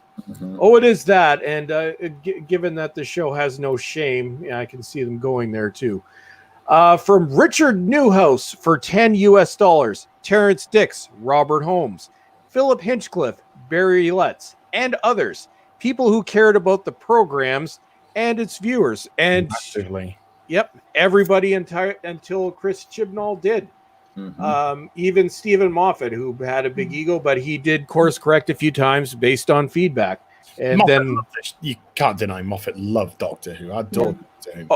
He does. And I don't know if you've heard, but on the extras for the fourth season of John Pertwee, the Blu-ray set, there's actually an interview with Stephen Moffat and Mark Gatiss where Moffat actually speaks out and says that Doctor Who needs to be apolitical. And I've said this before, but I've always took that to mean that's not just a stab at Chris Chibnall. I think that's a stab at the BBC for whatever went on behind the scenes. I do think. Yeah, I think that Moffat's he's a decent guy. Yes, he might have a bit of a thin skin, but I think he's a classy guy. He doesn't try and antagonate individuals. I think it is an organization that he's reaching out to. Yeah. Mm-hmm. So all respect to everybody minus Chris Chibnall. So where are we now? For from Richard Newhouse for $10. Oh wait, no, we just read that. Sorry, Richard. Christine B. Fernandez for $5. I like Clara, but what was the end result of her story by the end of the 11th and 12th, the 11th and the beginning of the 12th? So what was the end result of her story? She's dead, not dead. Well, yeah, she's dead. Well, and this goes into I like the first she's two episodes. Clara Hill now. Remember, she goes off on her own TARDIS with a shield. And Yeah, Clara Hill. Locked in time. it's part of Sorry, I just gotta say the funny thing about when they try and do this stuff is nobody has the brain of the Doctor. Nope. So when they try and do this, we're going out. We're going to do the thing that Doctor Who does in her own little thing. You're not really, because it's his brain. Well, it used to be before he just started waggling his fucking Harry Potter wand around all the time. It was his brain that got him out of situations, and they just don't have that brain. So she's dead. Oh, Clara. I love that scene where they're in the TARDIS and they actually look at the instructions. I thought that was because the women, so they've got to look at the instruction. Whoops. Well, that's going to get deleted. Yeah. How do they not automatically know how to do it? Well, keep in mind this was a few years ago, so I'm sure they'd be fine now. They'd be ready with the Millennium Falcon. But anyways, folks. So yeah, we're so I know there's a picture of Picard wearing an eye patch in the thumbnail. But we ended up talking about Doctor Who because, to be honest, we could go on for 7 hours about this. Oh, what's this? What's this song that Az has got to do? Oh wait, wait, did I? Sorry, Az. I'm just trying to think. Did I miss a super chat because there was something about? So man, I'm going to go back. I'm not Okay, letting you get so out. we got Christian, we got Batwoman songs, Salad though. Boy, Az joined the Inquisition. Az is nailing it perfectly. Davros was right. I miss RTD. Oh wait, yeah, I did miss some. I am so sorry, folks. I actually missed a few of them here. I'm a boomer, so I'm a terrible. So my apologies to everybody. I am about to read, so I'm just going. Okay, so we got Jay Pella, we got Flavius Alexander C, Harry McSherry, Robert Feldman. So Robert Feldman for $5. Doctor Who Scratchman, written by Tom Baker. Thoughts and opinions. Can't we get an animated film? I have I think there's an audio book of that, if I'm not mistaken. So I believe I have read it. I to be honest, I don't know. Does anybody know that a little bit better than I do? Ooh, I haven't read it. I've not read it yet, and I know the concept of it because he did it. He came up with it with Ian Martin, didn't he? Yeah, I think there's an audio book. I would have to check that out, Robert. But we'll. I think there was an audiobook, and I think it was in my Audible. If it's on Audible, I might check it out. Yeah. And from Shane Spangler for $5. Here we go. Fantastic panel today. Keep these live streams going. I'm a 36-year-old Who fan. Love you all. Here we go. Love you too. We love everybody here, man. Yeah. So this is a request for Az. Az, please sing a song from your episode 10 review. Okay, so I'm going to turn this over to Az, and then we'll finish off with the super chat. You got to understand, right? These aren't written songs. These are descents into madness that come out of my mouth when I'm trying to do something, and it's almost as if I get possessed, and spirit of Batwoman comes through me, and we get some sort of tune. But we've had. Everyone forgot about Sophie from one episode. I can't remember. I'm in utter when I do those reviews, I am spaced out because the show is so bad. It just takes me to another plane. I often have to apologize after I've recorded the episode, the video, by saying to people, I have no idea what I just said. Everybody, if you haven't checked out Az's compilation video from Woke Batman earlier this week, you need to check it out. Yeah. I sang a song about Jodie running away. Did you? I don't know. The audio book has the new logo on it. I'm very hesitant to buy it. Okay, no, I will not buy anything with that logo. So I'll look into my songs for you for next time. Promise. Yeah. we'll do a remix. I want a double concept album. Okay, one will be Doctor Who is dead. The other will be Star Trek is dead. There's your concept. Double downing. We need to do we need to do the Woke Batman concept album. Oh, Jesus Christ. We'll write a song for each episode. No, that's 22 songs. The band Care and the Privileges doing their double down. I'll write. I can get away with murder because I'm gay. I'll write that song. Okay, well, we'll write that one, and I'll write I Am Woman. I'm a woman. Well, so sorry guys, no song today, but we'll do a song next time. So from Cardwitch for $2.99 British pounds. If you retcon all this, how'd y'all do it? Just pretend they don't exist. Just happen. Well, there is the Master's a liar, Joe's a liar, Joe's the master. Yeah. It's narrated by Tom Baker though. The timeless trial doesn't exist. It's the whole thing is just a myth. Master. It's grand. We just have to do a whole Dallas thing. You know, Clara coming out of the shower. It's all a bad dream, and we'll accept that because it'll be better than that. I would love to see Clara come out the shower. You know, yeah. I never thought that one all day. We're being patriarchal, but yeah, I'd watch that. Sorry, I didn't mean it that way, but you know. we could have Capaldi in the shower with Clara opening the door. Yeah. I think fans would accept that at this stage because it'll be still better written than that Chris Chibnall has wrote. Sorry. Question. Yeah, that whole season I had Sonic sunglasses. I actually had a Sonic screwdriver, and it was right down here, Clara. And just like that, we got demonetized. We might as well just mention the virus. That's okay, dude. I actually, before we finish off our super chats, let's just see. Okay, so has the live stream been demonetized? Who wants to? I'd say it is. Okay. Yeah, you're on YouTube shit list. I'm going into YouTube Studio. I'm gonna say no. I'm going to say no because I'm on it, and last time I saved it. So Okay, so monetization limited, not suitable for all advertisers. Whoa. So let me say this: fuck you, YouTube. I'm fucked up here, boys. Make sure you fight it, because it'll probably overtime. Oh, okay. Oh, they've actually. I've lost battles now. I think the last one that I lost was actually on my my Johnny Depp Amber Heard video. That one got reviewed. I was even civil in that one, and it was not suitable. Wow. Oh, fuck YouTube. Okay, so but that's okay. It's I'm A woman that was going around beating a man up. That's why.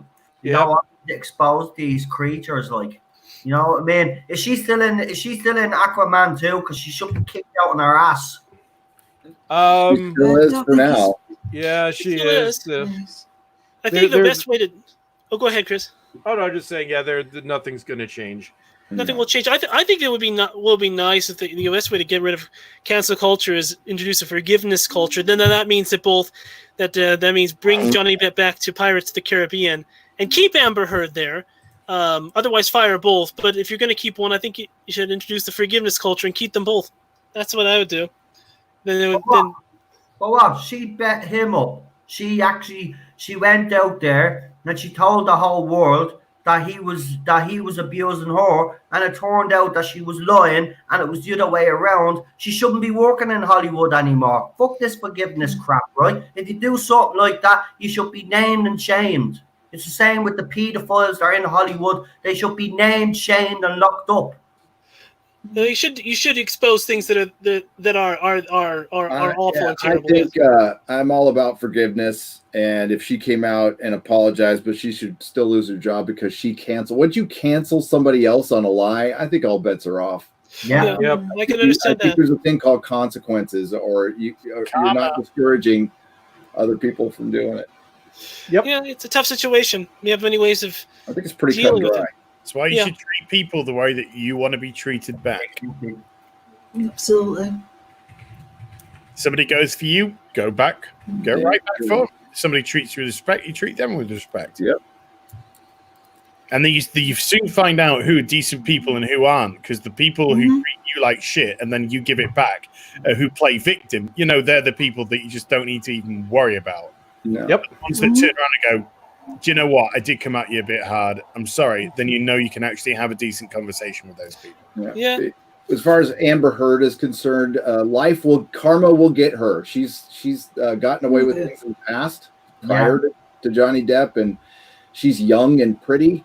And the great equalizer in Hollywood is when she hits about 40. Yep. All that bullshit that she pulls right now won't work anymore. Nope.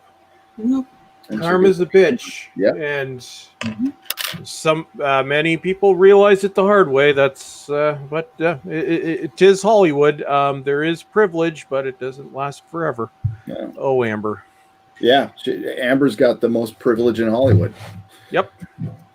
Well, you can essentially cancel somebody and pretty much, at least temporarily, destroy his career, and you're perfectly fine. Well, no.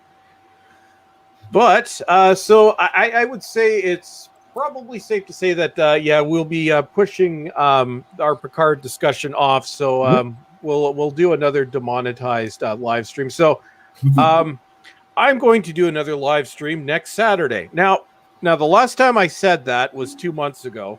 It got pushed off until today. So somebody hold me to it. We'll actually do a live stream next. Hold you to it. Okay. Hold you to it. Okay. So next Saturday we are going to discuss Star Trek Picard. It will actually be the first time I've discussed it on this channel because I was covering Dr. Nasty. There is a Star Trek Picard video coming. I might just do a final season review because I wasn't able to do episode reviews. But spoilers for next week. This week's episode was sleepy time. It was the most boring 55 minutes of my life. So, anybody have any closing words before we depart on? We let Gary finally get some sleep. I'm up for it. Right now, I'm looking at that article Noel shared on Twitter a couple hours ago. Doctor Who just removed one of the show's original, most frustrating Time Lord rules. Oh, they're not gonna stop. The limit on regenerations, it's frustrating Time Lord rule. It's frustrating. Goddamn accent. Yeah. Well, she's not a Gallifreyan. She's not a Time Lord. She's a alien from planet. She's a special person. Maybe she'll stop calling herself the Doctor. Now, that would be something that would anger the fans. Why not? They've wrecked everything else. Are you gonna question the monetization on this? Oh yeah, I will dispute it. But this has been. Say what I was going to say then. No, I might not. It depends on how the live stream does. But to be honest, I'm no, actually, who cares? Fuck it, fuckity, fuck, fucking shit, fuck. Okay, we're done. Say what you wanted to say. She could change the name from the Doctor to the cunt. There we go. YouTube hashtag cunt CUNT. Fuck you. Sorry, Chris. It's all right. I'll never say you can't say Oh my god, I'm so triggered right now. I know. I'm not. My God. As I pull in, I expect an email from YouTube. We have removed demonetization across your entire channel. Oh, no. Well, YouTube, how is that different from a typical day? God Yeah. damn it. All right, buddy. Well, I then, could- then you'll just be my co-host. Okay. I could do maybe my monetization if I ever do my own little live streams. I haven't done one myself. Maybe I'll be free because I've never sworn in my life. So Oh, you'll be fine. YouTube hates my guts. Just like I get. I don't know. It's if I tried doing this as a living now, I'd be screwed. I do this for fun now, but that's okay. Yeah. It is fun watching everything burn and crash and die. that's it. But hey, I may be unemployed for a few weeks, so full-time YouTube, demonetized YouTube comes back. Maybe I'll just change my name to Demonetized Bulls Trek. Why not? Sounds like a plan. Yeah. So I'm just going to check. I believe we have gotten all the super chats. I think, and thank you to everybody that watched. I believe we at one point we topped out at. I think we hit over 1,000 briefly, which is a record for my channel. And we still have brilliant. 628 Congratulations. people that have stuck with us for 3 hours and 9 minutes. So thank you, everyone. So anybody have any parting words? Yeah, Yeah. I have certain words. Fuck Hi, Chris Noel. Paul and the horse that he rode in on, and I hope that this heir of his is decanonized. If not, I think we should all go to Cardiff in Wales, stand outside until the BBC make the decision they need to make. Except 4 of us can't get there. Oh, no, 3 of us can't get there. Corona is going to go. It'll be grand. They film in September. We'll just go over when they're filming. We'll Okay. pretend, good idea. we'll pretend to be fans, yeah, and then we'll just take our cards Yeah. out. Just You should go on, Gary. When my you way. come over in October, you'll have to go and stand outside and shake your fists. Oh, well, if I know all the other big YouTubers are willing to go over, I'll come over as well. Because there's no point in just a couple of us going over. We'd all have to go over and make some sort of noise. I'll be. Yeah, I can push my trip up to September. That might work. If you can get me out there, you can get me out there. I'd love to join you. I don't know if I went there, I'd probably get sniped. No, you won't. It'll be grand. If anybody's going to get sniped in England, it's going to be me before you. Trust me. See, this is how we're finishing. Who does the BBC want to kill first? Well, I might be okay, actually.